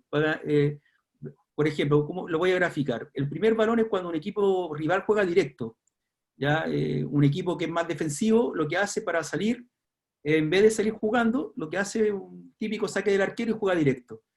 Y la disputa aérea, que es generalmente lo que se da, colocan a dos hombres altos, el equipo que defiende y el equipo que ataca. Esa disputa aérea nunca, en general, nunca queda resuelta para uno de los dos que luchan esa primera pelota, sino que se genera un rebote, que eso se llama el segundo balón. Y los equipos luchan tácticamente por disputar ese segundo balón. ¿Ya? Por ejemplo, ¿cuál es una de las disputas, cuál es una disposición táctica más importante en esa disputa de segundo balón? La distancia respecto al lugar donde se da la lucha del balón, ¿ya? En general tú tienes que estar a unos 2 metros, 2 metros y medio para generar una reacción de disputa, y después ese balón, ¿qué es lo que haces tú? Lo sacas a un lugar que le llamamos nosotros el espacio libre, que es un lugar lejano, que generalmente tú robas ese balón, si lo robas desde el punto de vista defensivo pasas a atacar, y colocas ese balón que lo ganaste en el segundo balón, lo colocan lejos. Y por lo tanto, ¿qué es lo que hacemos? ¿Para qué digo esto? ¿Para qué yo comparto esto? Para señalar que la contingencia tú la puedes manejar, ¿ya? Puedes luchar contra la contingencia, y eso tiene una preparación cognitiva, una preparación semanal, ¿ya? Evidentemente contra la mano de Dios no se puede luchar. No. El año 86 no se podía luchar contra la mano de Dios, pero hoy día sí se puede luchar contra la mano de Dios, porque hay algo que se llama VAR, ¿ya? Y el VAR, ¿qué es lo que hace? Genera mayores observaciones para reducir complejidad, ¿ya? La complejidad en la toma de decisión del árbitro, por ejemplo. Es básicamente un buen principio para entender cómo un sistema complejo como el fútbol se va autoexigiendo con autoobservaciones, ¿ya? Evidentemente nos hemos dado cuenta que también el ojo de la máquina falla porque es interpretado por un ojo humano. Entonces ahí también hay toda una teoría de la observación, ¿ya? Pero el año 86, cuando ocurre la mano de Dios, evidentemente no había un tercer observador como era el VAR, y por lo tanto era contingente. Ahora, ¿cuáles son las contingencias de ahora? ¿Ya? Yo diría que, por ejemplo, las contingencias de ahora son contingencias mucho más emocionales, son cómo reaccionan los futbolistas para determinados momentos del juego, ¿ya? Y por eso que ha crecido mucho en el ámbito del fútbol la gestión de las emociones. Estamos llenos de psicólogos, llenos de coach ontológicos o coach sistémico, estamos también, ahora están participando también con mayor fuerza los sociólogos, el seleccionado nacional tiene un sanador pránico, esta cosa es bien curiosa, él tiene un sanador pránico, ¿ya? Es decir, alguien que viene de la filosofía oriental y que a través de la respiración puede establecer una cierta relación con los espacios mundo que están en un determinado momento del lugar donde juega la selección, por ejemplo, ¿no? El sanador pránico de la selección, Octavio Caicedo, sale al campo de juego y hace como una especie de análisis del ambiente, y después le habla a los jugadores para poder que reaccionen frente a la contingencia, obviamente. Entonces, la contingencia es algo que tú puedes manejar, ¿ya? Ahora, y con lo cual tú tienes que convivir, ¿ya? Es decir, todos tus modelos de juego tienen que convivir con la contingencia. Ahora, a propósito de lo que se señalaba con Holanda, lo que decía Gonzalo con respecto a Holanda y Brasil. Y lo voy a ligar con la contingencia para que quede aún mucho más fuerte lo que quiero decir. Holanda y Brasil, que están separados por 4 años, son 2 selecciones finalistas, una finalista del año 70 y otra finalista del año 74, pueden ser llamadas, por ejemplo, las selecciones sobre todo la del 70, la del fin del fútbol clásico, y la del 74, la del inicio del fútbol contemporáneo o el fútbol más moderno, más actual. ¿Y por qué razón? Por 2 razones fundamentales, y en eso tiene mucha razón Gonzalo cuando se incorpora un jugador que sea mucho más dinámico frente a otros jugadores que quizás no lo eran tanto.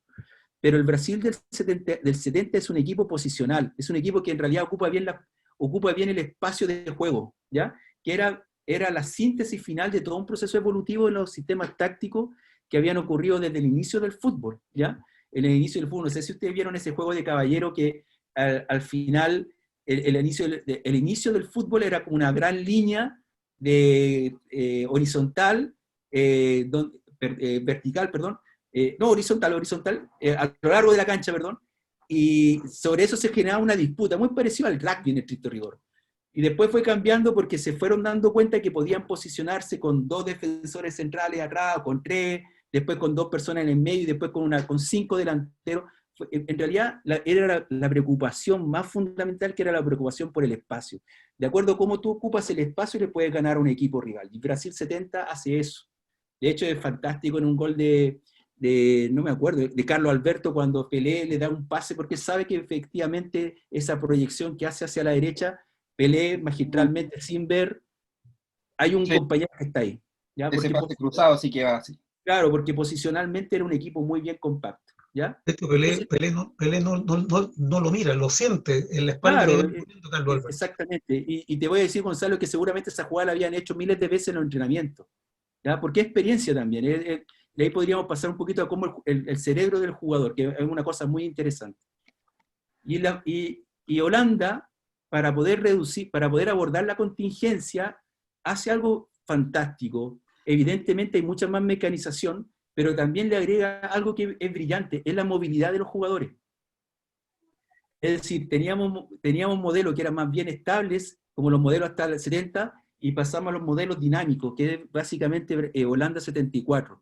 Y hay una jugada que inaugura el fútbol contemporáneo, y que yo creo que como una metáfora empresarial es fantástica, que es la jugada del minuto y medio o el minuto 2 en la final frente a Alemania, a pesar de que Holanda pierde ese partido, pero Johan Cruyff parte de la mitad de cancha, y si tú ves la imagen de ese partido, de esa jugada, el equipo holandés está en el campo rival, desde la mitad de cancha hacia el campo alemán, y Johan Cruyff parte de la mitad casi del centro de la cancha. Y así están los 9 jugadores, o sea, hay 10 jugadores holandeses y 11 jugadores alemanes en el espacio de la mitad de cancha. Eso es muchísima gente. En el fútbol hay muchísima gente. Es decir, hay poco espacio. Sin embargo, a pesar de eso, Johan Cruyff encuentra un canal central relativamente libre y llega hasta el área donde le hacen un penal. La pregunta fundamental, y que era un poco lo que yo les planteaba al inicio de la conversación, ¿cómo se produjo esa jugada? Evidentemente se produce por la movilidad del resto de los compañeros. que generan una distracción en los jugadores alemanes. Y generan esa posibilidad de que Johan Cruyff encuentre un pasaje, ¿no? por el medio de la cancha, que es aún mucho más brutal, ¿ya? Y llegue hasta el área y le cometan un penal. Esa es la inauguración del fútbol contemporáneo, del fútbol moderno, que está basado en la movilidad, ¿ya? Y la movilidad, ¿qué es lo que hace? Es crear pura contingencia. Es decir, Johan Cruyff, que era un volante, aparece como un defensor central o como un líbero para iniciar la jugada, ¿ya? El desprendimiento de los dos laterales o un central en profundidad, ¿ya? Cosas que hoy día vemos comúnmente, ¿no? Bielsa, el día que le ganamos a Argentina acá en Santiago, con Gary Medel apareciendo de puntero derecho cuando era el segundo central, perdón, el tercer central en ese partido, que estaba jugando con línea de tres, pero aparece como puntero derecho y centro atrás y gol de Chile. Bueno, eso es lo que es el fútbol contemporáneo, la movilidad. Y frente a eso la contingencia cambió completamente. Completamente. ¿Ya? Entonces, las conciencias empresariales, por ejemplo, uno podría decirse, bueno, ¿son reactivas o son proactivas frente a este fenómeno?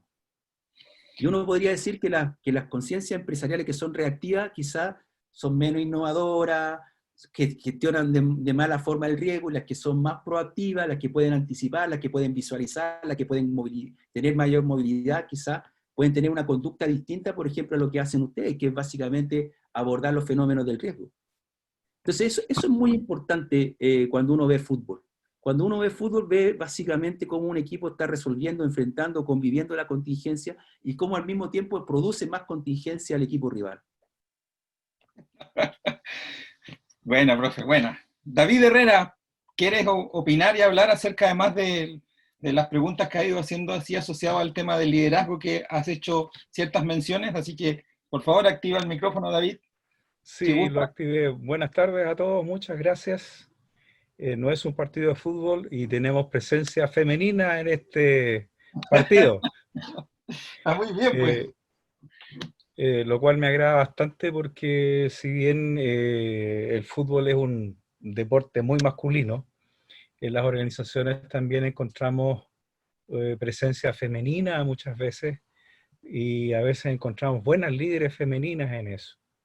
Yo tenía algunas reflexiones más que nada.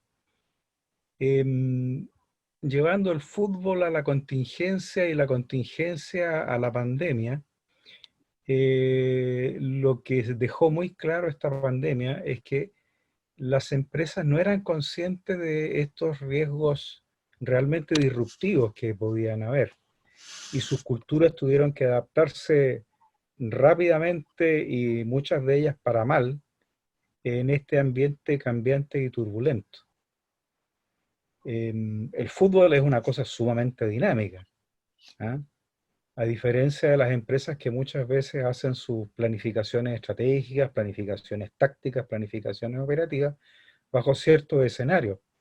Pero en vista de la pandemia, por ejemplo, el escenario muchas veces se les vino abajo y simplemente las empresas están cerradas y algunas hasta quebradas.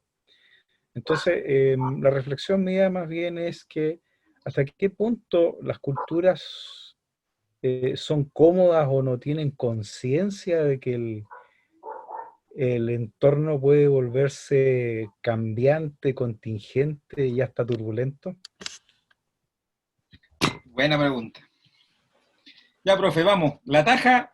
Voy a pasar entonces ahora a los temas fue penal, ¿eh? Fue penal. Voy a pasar a los temas de liderazgo, porque son temas que también a mí me apasionan. Dale. Y porque muchos de los elementos que hemos estado conversando tienen que ver justamente con esto, y sobre todo lo que dijo David, ¿ya? Las sociedades han cambiado muchísimo desde el punto de vista de cómo entienden los liderazgos, ¿ya? Y yo diría que hay elementos que son muy potentes. Yo, reflexionando sobre esto, y a propósito de la invitación que me hizo Cristian, establecí dos periodos donde uno podía reconocer como esquemas de liderazgo que eran sumamente aprehensibles por nosotros, los ciudadanos, ¿ya? La primera figura que nosotros teníamos de liderazgo son figuras como muy clásicas del siglo XX, que son las figuras carismáticas, ¿ya? O sea, el carisma era como el elemento fundamental o central en el líder, ¿ya? El carisma, el áurea de una persona hacía que se movilizaran las personas o las poblaciones o las organizaciones empresariales en función de ciertos objetivos, ¿ya? Esto estaba muy asociado, por ejemplo, en los inicios empresariales con el capitán de empresa schumpeteriano, que era una especie de líder no solamente creativo, sino también alguien en el cual las personas confiaban, y de alguna manera ese carisma era lo que impulsaba un poco esta energía. Después, con el Fordismo aparecen las corporaciones, pero las corporaciones también construyen ciertos liderazgos, pero son liderazgos mucho más burocráticos, ¿ya? Y son liderazgos que están construidos básicamente por el saber, ¿ya? Por lo que sabe el líder, entre comillas, ¿no? Y bueno, hay muchos elementos credencialistas que están asociados a eso, ¿no? Los títulos, las profesiones, los doctorados, los posgrados, ¿ya? Y la experiencia propiamente tal en un rubro, ¿ya? Eso te hacía ser líder en el estricto rigor frente a la organización. Yo diría que eso ha ido cambiando, y ha ido cambiando brutalmente porque las grandes corporaciones como se desarrollaron en el siglo XX ya dejaron de existir, ¿ya? Hoy día los marcos empresariales son empresas más pequeñas, ¿ya? Y generalmente dentro de las empresas, y a propósito de lo que hablaba Gonzalo, las personas se agrupan o tienden a agruparse más bien por proyectos, ¿ya? Y aparecieron más bien que los liderazgos estaban mucho más diseminados, ¿ya? Hay un libro que se lo recomiendo que se llama El nuevo espíritu del capitalismo, de Newport Stanky, en donde da cuenta de esta nueva realidad organizacional en donde las empresas más bien funcionan en función de los proyectos, y los proyectos son liderados, ¿ya? Por personas que no necesariamente son carismáticas, no necesariamente son el que más sabe o tiene este credencialismo burocrático, sino que tienen otras cositas que aparecieron, yo diría, hace unos 20 o 25 años atrás, que son los elementos más bien emocionales. Y en los elementos emocionales hubieron dos grandes tendencias, ¿ya? La primera tendencia fueron los libros de autoayuda, que fueron además fantásticos para generar toda una cultura del yo como líder, ¿ya? El yo que se observa a sí mismo, el yo que adquiere una dimensión de que puede reconocer las emociones. Eso también va aparejado con otro proceso que tiene que ver con la psicología más cognitiva y los hallazgos psicológicos en función de las emociones, y aparecen conceptos como inteligencia emocional, ¿ya? Y yo diría que todos esos procesos construyeron a lo que hoy día estamos viendo como liderazgo, es decir, los líderes tienen que ser más bien empáticos, horizontales, emocionalmente educados, ¿ya? Pero mi problema frente a eso, y esto lo quiero básicamente poner en discusión con ustedes, porque yo lo he aprendido del fútbol básicamente esto, es que ese tipo de liderazgo es más bien, sigue siendo situado en el individuo, en la persona, ¿ya? Y lo que a mí me ha enseñado del fútbol y alguna experiencia organizacional en industrias creativas, que lo importante siguen siendo las organizaciones también, que pueden transformarse en sí mismas como líderes, ¿ya? Y aquí voy a explicar, un poco voy a entrar a lo que estaba planteando, creo que fue David recién, ¿ya? ¿Por qué algunas organizaciones reaccionaron de mejor forma y otras organizaciones reaccionaron de peor forma durante la pandemia? Yo creo que lo fundamental es porque las organizaciones adolecen de algo que es fundamental, ¿ya? Son muy buenas para evaluar, son muy buenas para coordinar quizás dentro de los protocolos que hay al interior de las empresas, son muy buenas quizás para articular, pero quizás son más deficientes en lo que yo llamo la visualización del mundo, ¿ya? Es decir, el cómo crear una conciencia en la organización del lugar en el cual está situada. Y ese proceso creo que es un proceso sumamente débil en la organización. Eso es lo que yo he ido aprendiendo. Una organización en el fútbol muchas veces fracasa porque no logra visualizarse a sí misma dónde está situada, ¿ya? Qué valores representa, cuáles son los elementos de contexto que permiten desarrollar esa organización. Lo mismo pasa en las organizaciones. Muchas veces las organizaciones son ciegas a sus propios entornos.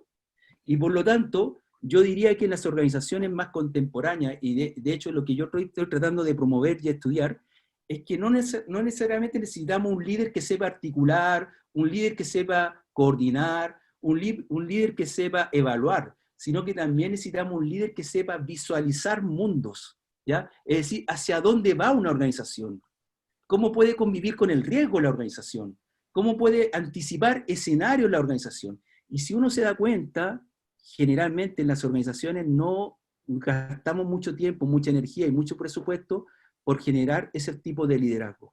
Que además no son liderazgos propiamente una persona, sino que más bien son procedimientos, son más bien protocolos de observación del entorno, que además hoy día nos podríamos ayudar muchísimo porque tenemos las plataformas de Big Data, las plataformas de información, las plataformas de visualización, etc. Nosotros en el fútbol, por ejemplo, ha ocurrido un hecho fundamental. Antes, el que observaba era el entrenador y su asistente técnico. Después empezó a observar también de manera conjunta el preparador físico. Después observaba el dirigente y observaba el hincha. Pero hoy día tenemos analistas que tienen distintos tipos de cámara, tienen distintos tipos de enfoque. Hay unos que enfocan desde arriba, que los movimientos se ven maravillosos, otros enfocan desde detrás del arco, que también se ven maravillosos, otros enfocan desde el costado. Son 3 perspectivas distintas, hay que meterla también en el análisis. Otros están haciendo el Big Data, están siguiendo jugadores en la liga holandesa, en la liga chilena, en la liga mexicana, en la liga peruana, y tenemos toda esa información que es un gran mecanismo de observación sobre el futuro. Bueno, creo que las organizaciones del presente, sobre todo en la sociedad chilena, les ha faltado tener ese proceso de ser organizaciones que visualizan su entorno y pueden anticipar escenarios.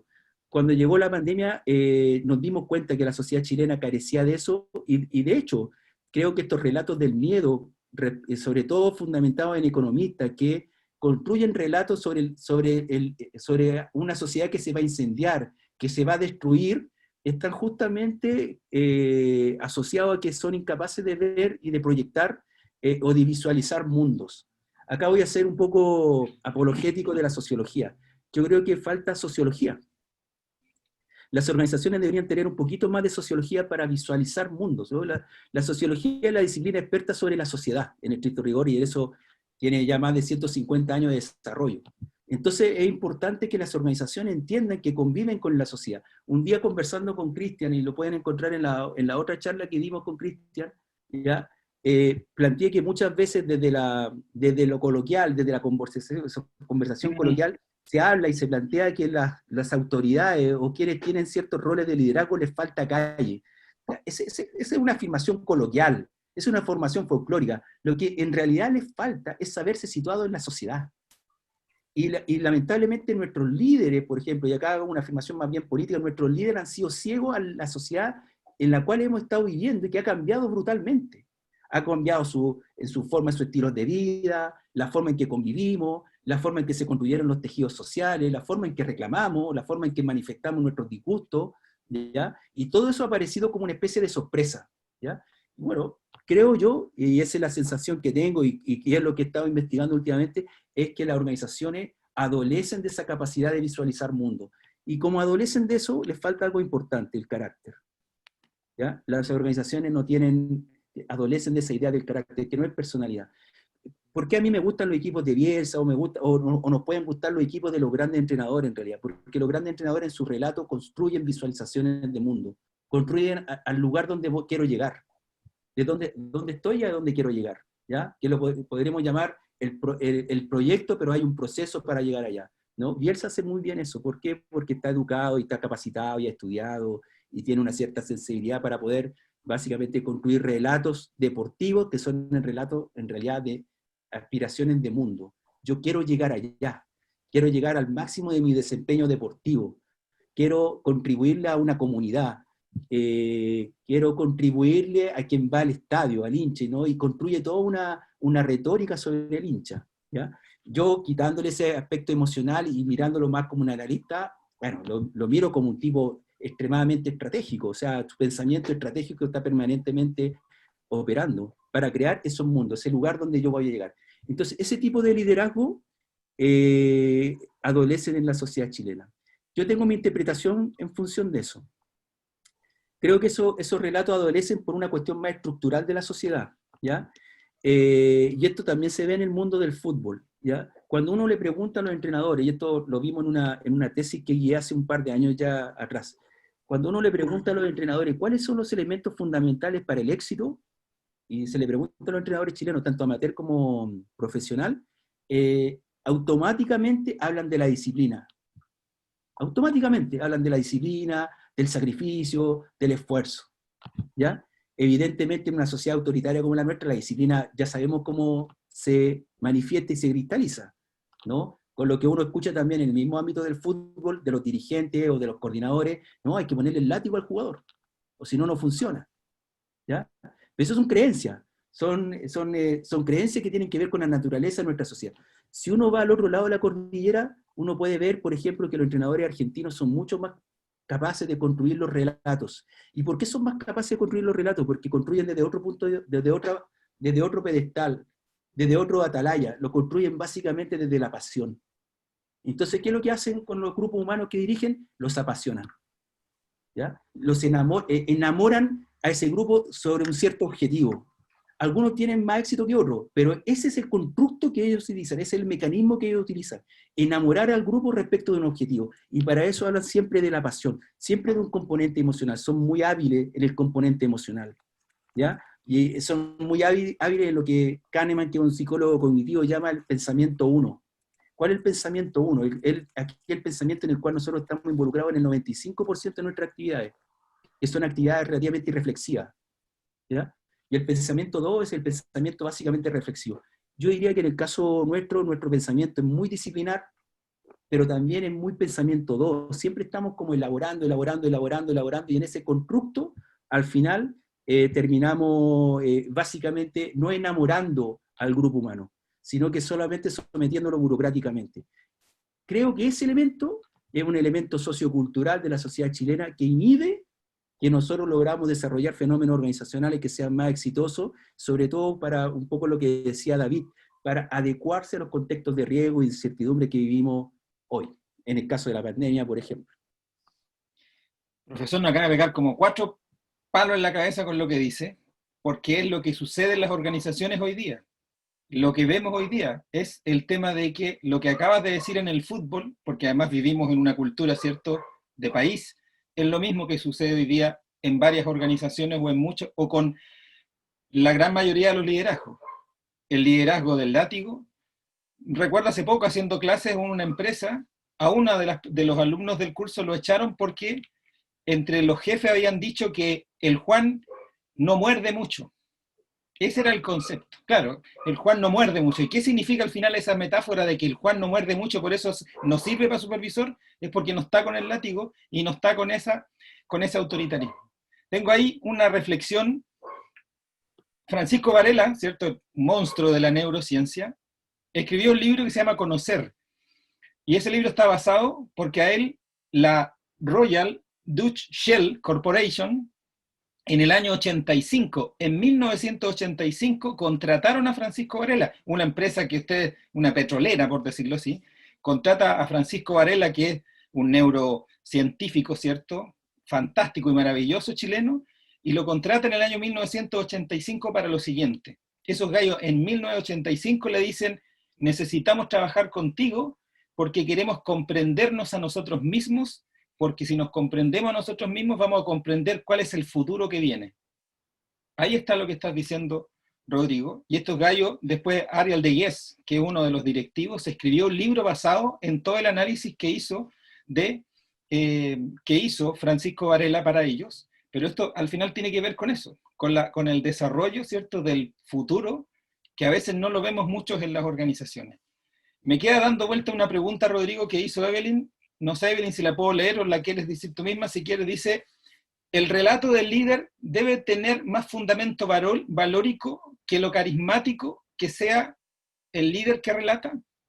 Entiendo ahí que entonces hay una tensión, ¿no?, una pregunta de Evelyn asociada a si el relato del líder tiene que ser un relato más bien valórico que lo carismático, o lo carismático también tiene una condición valórica. Y aquí me permito también desarrollar algo que conversamos con el sociólogo Daniel Cherlino cuando hablaba de que el líder carismático, ¿cierto?, puede ser un líder muy peligroso.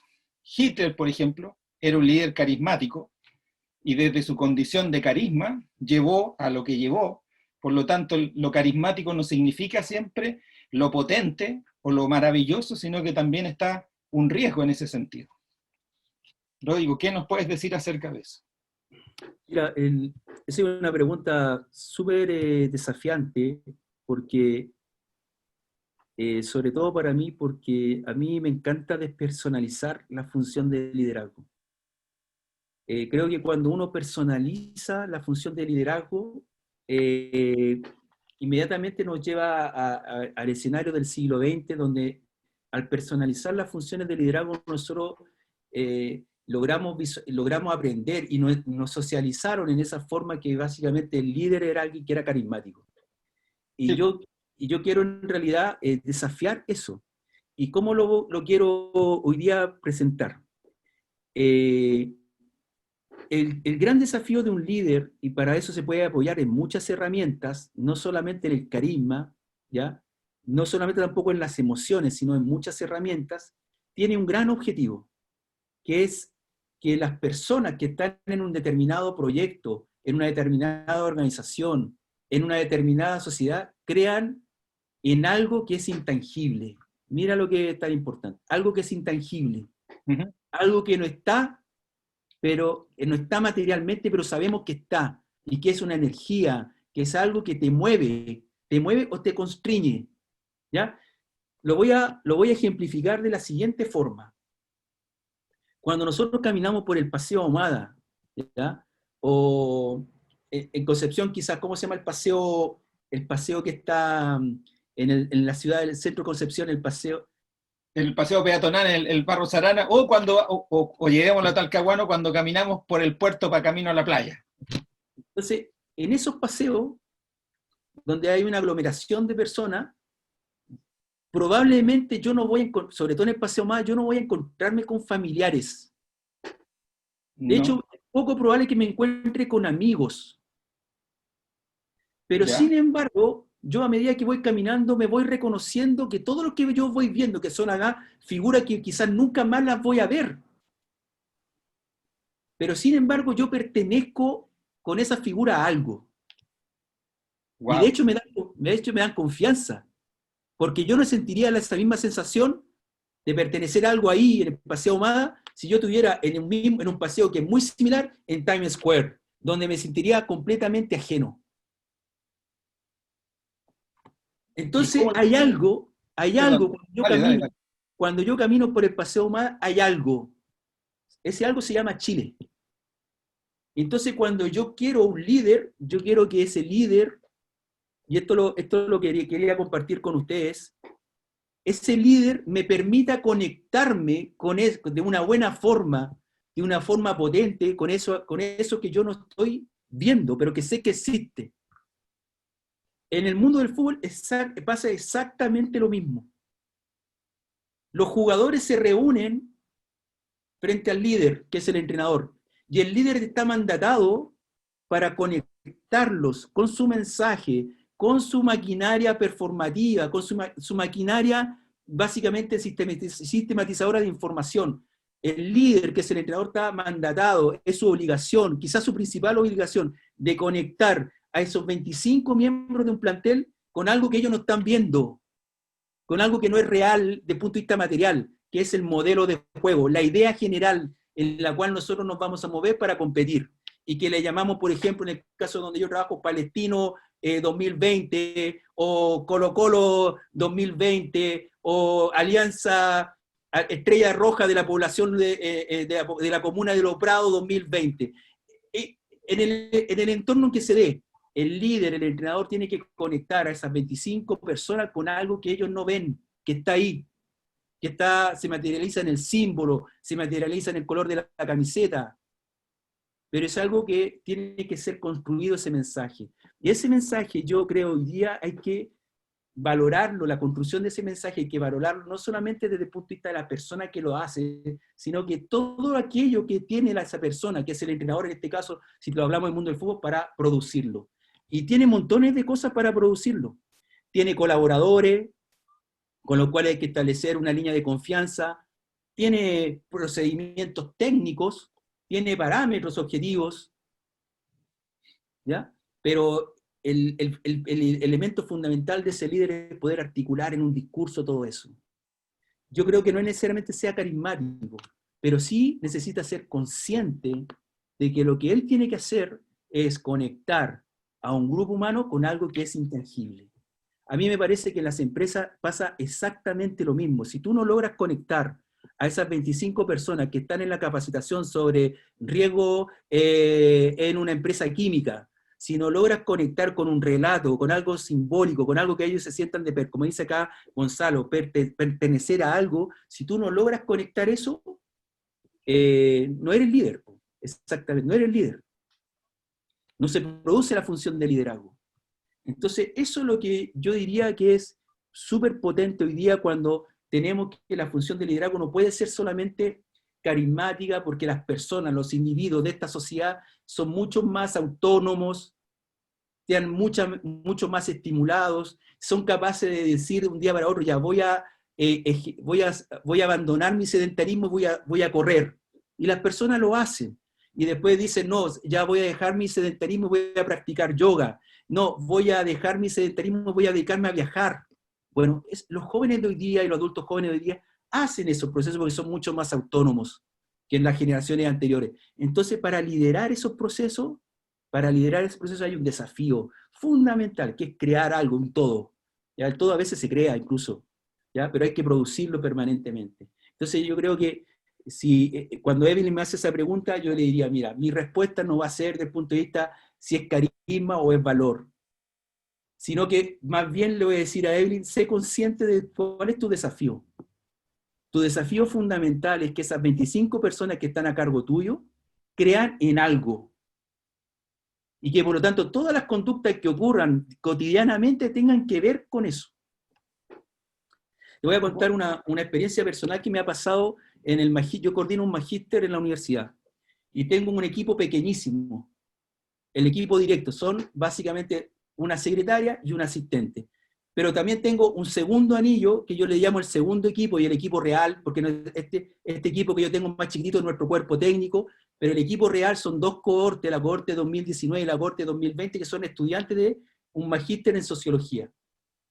Bueno, hasta el año 2019 yo lideraba ese proceso como lo puede liderar un líder en una organización educativa, en donde lo más importante desde el punto de vista para generar poder, generar subordinación, es básicamente mis credenciales. Si yo soy doctorado, si yo he escrito libros, ¿no? Es como la figura del intelectual. El peso de esa figura, que es como el peso de la noche que hablaba Portales, el peso de esa noche, de esa figura, es básicamente la forma en que yo subordino al otro para que hagan lo que yo quiero que hagan. Bueno, me di cuenta a comienzo de este año, y la pandemia fue un hecho que me facilitó eso, que ese liderazgo no me iba a llevar a ninguna parte. Que tenía que cambiar mi forma de liderazgo. Porque mi secretaria estaba completamente aburrida de haber pasado 20 años en esa institución que es la Universidad de Chile, bajo ese mismo liderazgo. Porque las competencias que tenía mi asistente, que son competencias geniales, proactivas, creativas, si yo la imponía de este liderazgo no la iba a ser capaces de que se pusieran a disposición del equipo. Entonces, ¿qué es lo que hice? Ahora yo dirijo ese grupo de personas que estudian y el cuerpo técnico que les facilita ese proceso de aprendizaje como si fuera un entrenador de fútbol, y lo primero que hice fue construir un relato. Fue un relato sobre el relato de la universidad, un relato hacia dónde vamos, y como estamos de aniversario del próximo año de los 25 años, por qué tenemos que llegar allá, ¿ya? Y el sentido de pertenencia ha ido creciendo, pero muchísimo, muchísimo. Me di cuenta de que mi forma de liderazgo, que era más bien personal, en mis competencias, en mis capacidades, era insuficiente. Tenía que apoyarme en otros, tenía que apoyarme en información, y sobre todo tenía que ser consciente, súper consciente, de que yo necesito ligar a unas 30 personas con algo que es intangible, con algo que tiene un valor, ahí la parte valórica que decía Evelyn, con algo que tiene un valor, ¿ya? Y tengo que apasionarlo, tienen que enamorarse de ese proceso. Yo diría que esa es mi respuesta para Evelyn hoy día, que ser consciente del desafío que tenemos para poder conectar con un intangible, que llamémosle el todo, y esas 25 almas individuales que son además todas diferentes. Hay algo que dice Gonzalo, dice, ¿es entonces uno de los mayores desafíos del líder el saber tratar con la incertidumbre, transformar la incertidumbre, riesgo, en algo normal, sin connotaciones buenas o malas? Por supuesto, si la incertidumbre, y eso lo hemos aprendido en el mundo del fútbol, convivimos con la incertidumbre, si el desafío es transformarla en riesgo. O sea, si yo ataco por la derecha y descuelgo un lateral, asumí un riesgo respecto del lado contrario si el equipo rival me quita el balón. Pero es un riesgo que yo puedo controlar, porque para eso tengo ciertos procedimientos. O sea, la incertidumbre, si no hiciera ese proceso, viviría solamente preso de la incertidumbre. Entonces, yo quiero, mira, y aquí conectamos con lo anterior, yo quiero que el jugador sienta una voluntad para hacer eso. Tenga ese carácter volitivo, ¿ya? Me voy a entregar a esa tarea. Y para eso el líder tiene que conectar con ese mensaje general, ¿ya? La incertidumbre y el riesgo aparecen en cada microacción, pongámoslo así, cada microacción que ocurre en el campo de juego, una disputa de balón, un pase, una cobertura, un achique, un cierre de espacio, una amplitud, una profundización, una reconversión, que son acciones que ocurren en el fútbol, son microacciones. Y todas esas microacciones tienen, para que se produzcan y sean exitosas, tienen que tener una voluntad del jugador. Y esa voluntad tiene que ser básicamente una voluntad que está enlazada, relacionada con este gran mensaje general. Si yo no logro hacer eso, los procedimientos para controlar la incertidumbre son insuficientes, son ineficaces, van a fracasar. Y yo creo que lo que tú mencionabas recién, Cristian, y creo que cuando la pregunta de Evil le lo dice porque le ha pasado, es que yo puedo construir un súper bello protocolo para poder reducir la incertidumbre y convertirla en riesgo, y finalmente las personas no lo van a hacer porque algo falta, pues. Algo falta ese carácter volitivo, y ese carácter volitivo se puede construir, se puede entrenar incluso. A mí me gustaría, por ejemplo, quizás armar un cuerpo técnico y ir a las organizaciones empresariales y entrenarlos por un tiempo. Exactamente. Entrenarlos por un tiempo, porque esto no se logra de la noche a la mañana. Entrenarlos. ¿En qué lo entrenaríamos? Justamente en poder que esos comportamientos que se esperan de ellos se cumplan. Para eso lo entrenaríamos. ¿Ya? Y eso se puede hacer. Yo siempre he soñado que eso se puede hacer, formando equipos de fútbol, construyendo la metáfora del fútbol y después trasladándola como un aprendizaje significativo hacia las personas que están en las corporaciones, en las empresas, en organizaciones, en organismos públicos. Los organismos públicos, no sé, ahí está Gonzalo, que trabajó en el CHOA. Es un organismo público seguramente, y él experimentó la desconfianza más brutal. Sí, de hecho, yo creo que en el 2010, uno de los elementos que explican los procedimientos que se llevaron a cabo y de la forma en que se hicieron, evidentemente tienen que ver con la desconfianza, problemas que vivimos habitualmente en el mundo público. Lo vivo yo en la universidad, por cierto. ¿Ya? Entonces, esos procesos yo creo que necesitan ese componente, que es el componente que nos conecta con la pregunta sobre el liderazgo, lo volitivo, y para eso hay que crear el relato, el mensaje. Y hay forma y hay procedimiento, y hay muchas. Nosotros hoy día estamos mucho más preparados que las generaciones anteriores para generar esos procesos, porque tenemos mira, estas plataformas tecnológicas. Yo y mis jugadores en un momento veo un video quizás de una jugada y corto esa vía, y en 2, 3 minutos, 4 minutos, si yo sé cómo cortar y pegar y hacer los procedimientos del video en 5, 10 minutos, ya le mandé un mensaje vía WhatsApp. Y lo que me hubiera demorado yo quizás 2 o 3 semanas en explicarlo con una imagen, lo puedo desarrollar. Tenemos esa facilidad, ese sustento, pero insisto, lo más importante es que podamos construir un puente de oro que yo llamo entre el todo y las 25 almas o las 40 almas que son individuales, que son en una empresa, en una organización. Además que algo tan importante como lo que haces tú, Cristian, que se cuiden a sí mismas. Sí, sí, ese es el elemento fundamental, ¿no? El jugador, uno de los mensajes más importantes que nosotros transmitimos a los jugadores es que se autocuide. Y es súper difícil. ¿Por qué? Porque lo más importante para que eso ocurra es que exista una ligación, un sentido de pertenencia, como decía Gonzalo acá en el chat. Eso volitivo, ese acto de voluntad, yo hoy día he aprendido, y muchas gracias, que tiene que ver con el relato que se crea, y ese relato al final de cuentas crea pertenencia, desde mi punto de vista. David nos dice algo, dice: nuestra evolución biológica nos ha proporcionado herramientas para la adaptación a entornos cambiantes, especialmente el cerebro y la mente. El líder puede guiar al equipo en la dirección deseada con su relato. Nuevamente el lenguaje como instrumento para crear. Bueno, en lo mío personalmente, me disculpan, yo soy maturanesco, entonces el lenguaje es el que crea realidad y de ahí después apareció Flores y todo el resto. Yo, Profe, perdón, dale nomás. Cristian, pero que lo que dice David a mí puedo estar como 3 horas hablando sobre este tema. ¿Por qué? Porque lo que dice David está completamente correcto. Pero yo le voy a decir a David que un paso complementario, quizá un paso más allá de esa afirmación que es justamente la afirmación de Maturana, el lenguaje crea realidad.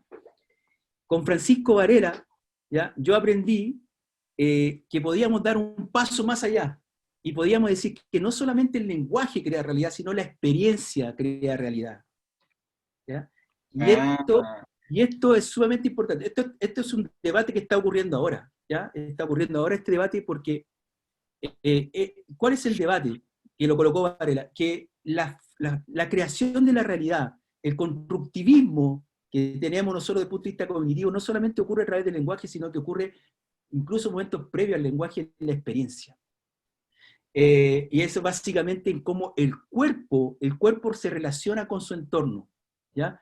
Cuando yo estoy haciendo un movimiento, y esto es la psicomotricidad aplicada al fútbol, cuando yo estoy haciendo ese movimiento, ¿ya?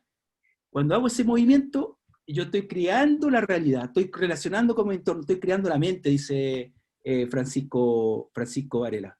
Entonces, ¿qué es lo que hacemos nosotros en el campo de juego, en el entrenamiento, en los sistemas de entrenamiento? En el sistema de entrenamiento, nosotros preparamos para que los jugadores experimenten la mayor cantidad posible situaciones que van a vivir en el partido. Ese es el afán del entrenamiento. Entonces, ¿qué es lo que ocurre después, por ejemplo? Partido súper apretado, partido 1-1, se define con una chilena de Pinilla en el área. Y es un centro, y es la única acción, si uno ve, es lo único que podía hacer Pinilla. Pero si uno entrevista después de Pinilla y le dice, ¿cómo pensaste esa acción? Pinilla te va a decir, no la pensé, simplemente la ejecuté.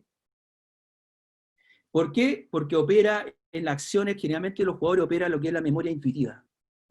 Es decir, no hay algo reflexivo propiamente tal, sino que lo que hace el cerebro es reconocer que frente a determinada situación de su entorno, ese es lo que tiene que ocurrir. ¿Y por qué ocurrió así? Bueno, porque Pinilla experimentó muchísimas veces la misma jugada. Hizo muchas veces en su entrenamiento, en su partido de cuando era niño, en su partido de divisiones menores, hizo esa misma chilena, hizo los mismos goles. Entonces su cerebro ya experimenta una situación de juego, ya está entrenado para reconocerla. ¿Qué es lo que hacemos nosotros en el mundo del fútbol? Hacemos exactamente eso.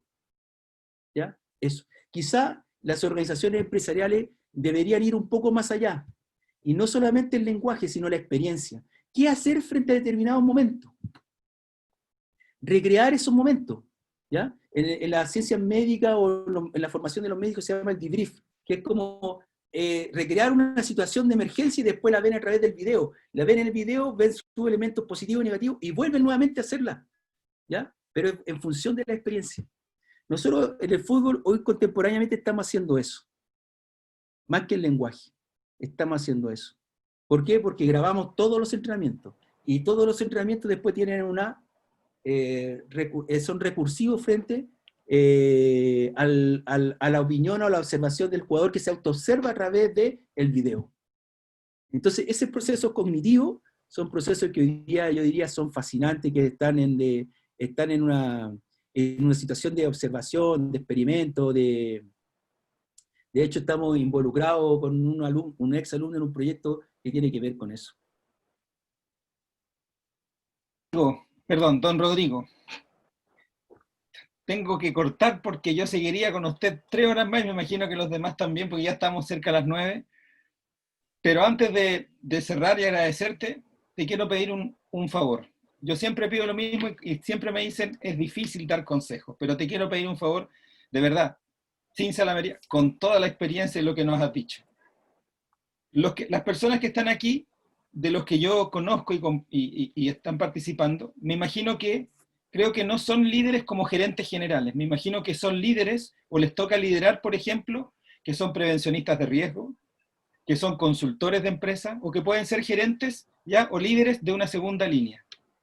¿Cómo todo lo que tú nos has presentado, que de verdad que es maravilloso, se puede aplicar para ese líder que no sé si tiene relación o sinonimia con el asistente del entrenador, que tiene que ver con alguien que no tiene toda la exposición de decisiones, que termina siendo en esta jerga, como tú dices, folclórica, el jamón del sándwich?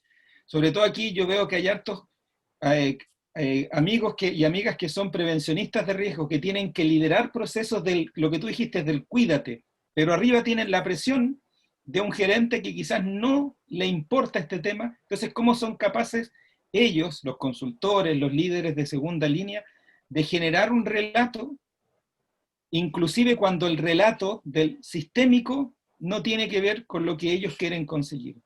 Aquí te pido una suerte de tips, resumen o reflexión final para los que estamos aquí hoy día en este punto en particular. Mira, yo voy a hacer dos cosas. La primera es que, más que decirle lo que tienen que hacer, yo creo que, no quiero decirme me ofrezco, pero yo me gustaría formar una red. Y ese ha sido uno de mis grandes desafíos como académico de la universidad. Una red donde yo pueda compartir con ustedes y reflexionar, actuar sobre esto. ¿Ya? Es decir, que podamos compartirnos nuestras experiencias de cómo liderar, de cómo participar en organizaciones. Yo creo que eso es fundamental, ¿ya? Es fundamental crear estas redes conversacionales. Yo les llamo los círculos de conversación, ¿ya? Y esto lo aprendí hace poco en un programa de liderazgo consciente, ¿ya? En donde la conversación en realidad es el mecanismo, es uno de los vehículos más importantes para crear cambios conscientes. Y creo que si nosotros seguimos sosteniendo esta conversación como un círculo de conversación cada cierto tiempo, en donde básicamente nos contemos nuestras experiencias al liderar, ¿ya? Podemos ir construyendo estas habilidades y estas capacidades evidentemente, para construir los mensajes. Yo creo que eso es lo más fundamental. Entonces yo Cristian, más que decirle a priori lo que tienen que hacer, yo los invitaría a que sigamos, quizá Cristian podría ser el gran coordinador, el líder coordinador, sigamos en conversaciones donde ya no hablemos desde una posición más como de presentar ideas, sino que de nuestras propias experiencias. Mira, a mí me pasó esto, a mí me pasó esto otro, ¿ya? Y sobre esa experiencia ir construyendo los códigos de acción para poder revertir estas situaciones que son básicamente las que vivimos en nuestras organizaciones, que yo las vivo en el fútbol, que las vivo en la universidad, porque si tenemos un problema de un desafío a nivel nacional, es que nuestras organizaciones, que son muy importantes, tienen que fortalecerse, tienen que ser más capaces de enfrentar los escenarios de incertidumbre y riesgos, ¿ya? Y las organizaciones requieren mucho de habilidades y capacidades que creo que las tenemos escondidas. Como sociedad necesitamos más relatores de mensajes, más relatores de visualizaciones de mundo, necesitamos conectarnos. Ustedes que gestionan las distintas ISO o que ven los riesgos, tienen que relacionarse con distintos sociólogos, sociólogas para construir los relatos, ¿ya? Para poder tener capacidad para visualizar mundo, para saber ser situado con observaciones especializadas de segundo orden respecto de lo que son las sociedades. Yo entonces diría que nosotros deberíamos construir esos círculos de conversación. Ese sería mi primer elemento. Y yo le digo al tiro, como me encanta la cueca, pero te sabe que a mí me encanta armar historia, así que... Bueno, mira, vaya. si uno de los aprendizajes más importantes que nos va a dejar la pandemia es que nosotros tenemos que ya no temer a lo virtual. Tenemos que acostumbrarnos a lo virtual. Y a mí me maravilla que nosotros nos podamos reunir en este contexto, pero creo que después, cuando ya superemos este contexto de pandemia, lo vamos a poder hacer de igual forma, porque ya no tenemos que ajustar completamente nuestros viajes. Cristian está en Concepción, yo estoy acá. O sea, ya podemos superar eso, que era una limitante física, material, temporal, ya, para poder juntarnos. Eso, Cristian, yo creo que la pandemia nos dice, echémosle hacia adelante, aprovechemos la plataforma, y creo que esto lo podemos hacer, y siempre vamos quizá a organizar el tiempo para poder tener estos momentos y estos círculos de conversación. Y el segundo elemento que yo les quiero entregar es ser consciente de algo que a mí me pasa. El líder superior nunca lo ve todo. Nunca lo ve todo. siempre tiene una visión parcial y por lo tanto necesita operadores, necesita líderes que puedan observar el lado ciego, el lado que él no puede distinguir. Y en eso somos especialistas nosotros, el segundo entrenador, ¿ya? O los consultores o los asesores. Yo cuando hago una actividad de consultoría, por ejemplo. Entonces, ¿qué es lo que hago? Básicamente, y quizá lo voy a utilizar como el lenguaje que usan los coaches ontológicos, este es el regalo que les voy a compartir con ustedes esta noche. Nuestras observaciones siempre son observaciones sobre el lugar no visto por el líder general. Ese es el elemento clave. Y ojalá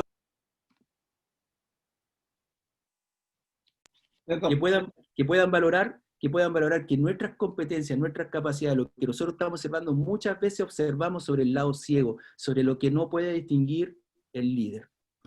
Y eso para el líder es impagable. Cuesta mucho, si lo coloco monetariamente, cuesta mucha plata. Porque el líder siempre es ciego frente a algo. Y si existen personas especializadas que pueden observar eso, y eso hacemos nosotros cotidianamente.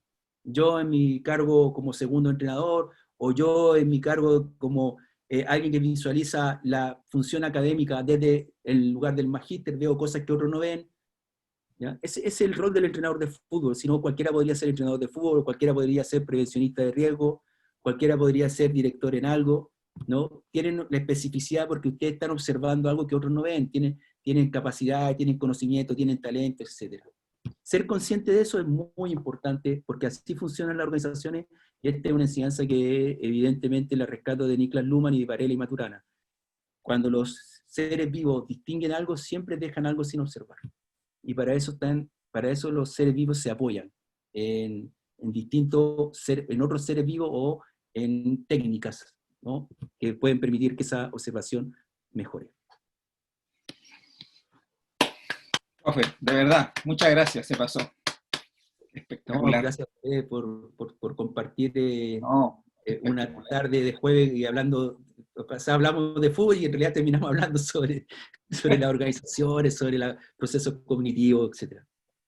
Quiero pedirle a todos los que están aquí, en esta oportunidad, a mí no me gusta mucho hacer estas cosas, pero creo que también es importante hoy día, no sé si pueden activar sus cámaras, porque quiero hacer eso que nos saquemos una foto y subirla a LinkedIn y a las redes sociales, porque creo que vale la pena. Yo creo que, de verdad, Rodrigo, te agradezco de todo corazón todo lo que nos has dicho, porque de verdad, en serio, te pasaste. Me hiciste a mí hoy día, de verdad, digo, la cabeza desde lo que yo veía en el ámbito de las empresas, con todo el aporte que tiene hoy día la sociología y todo lo que nos puede ayudar en ese ámbito. Así que, de verdad, ha sido, y creo que lo comparten muchos, para mí ha sido hoy día una clase magistral de cómo hacer una relación entre el liderazgo, fútbol, y ese mensaje a veces tan complicado que tienen los sociólogos, que son medios lateros, ¿no? Y que son medios complicados para decir las cosas, pero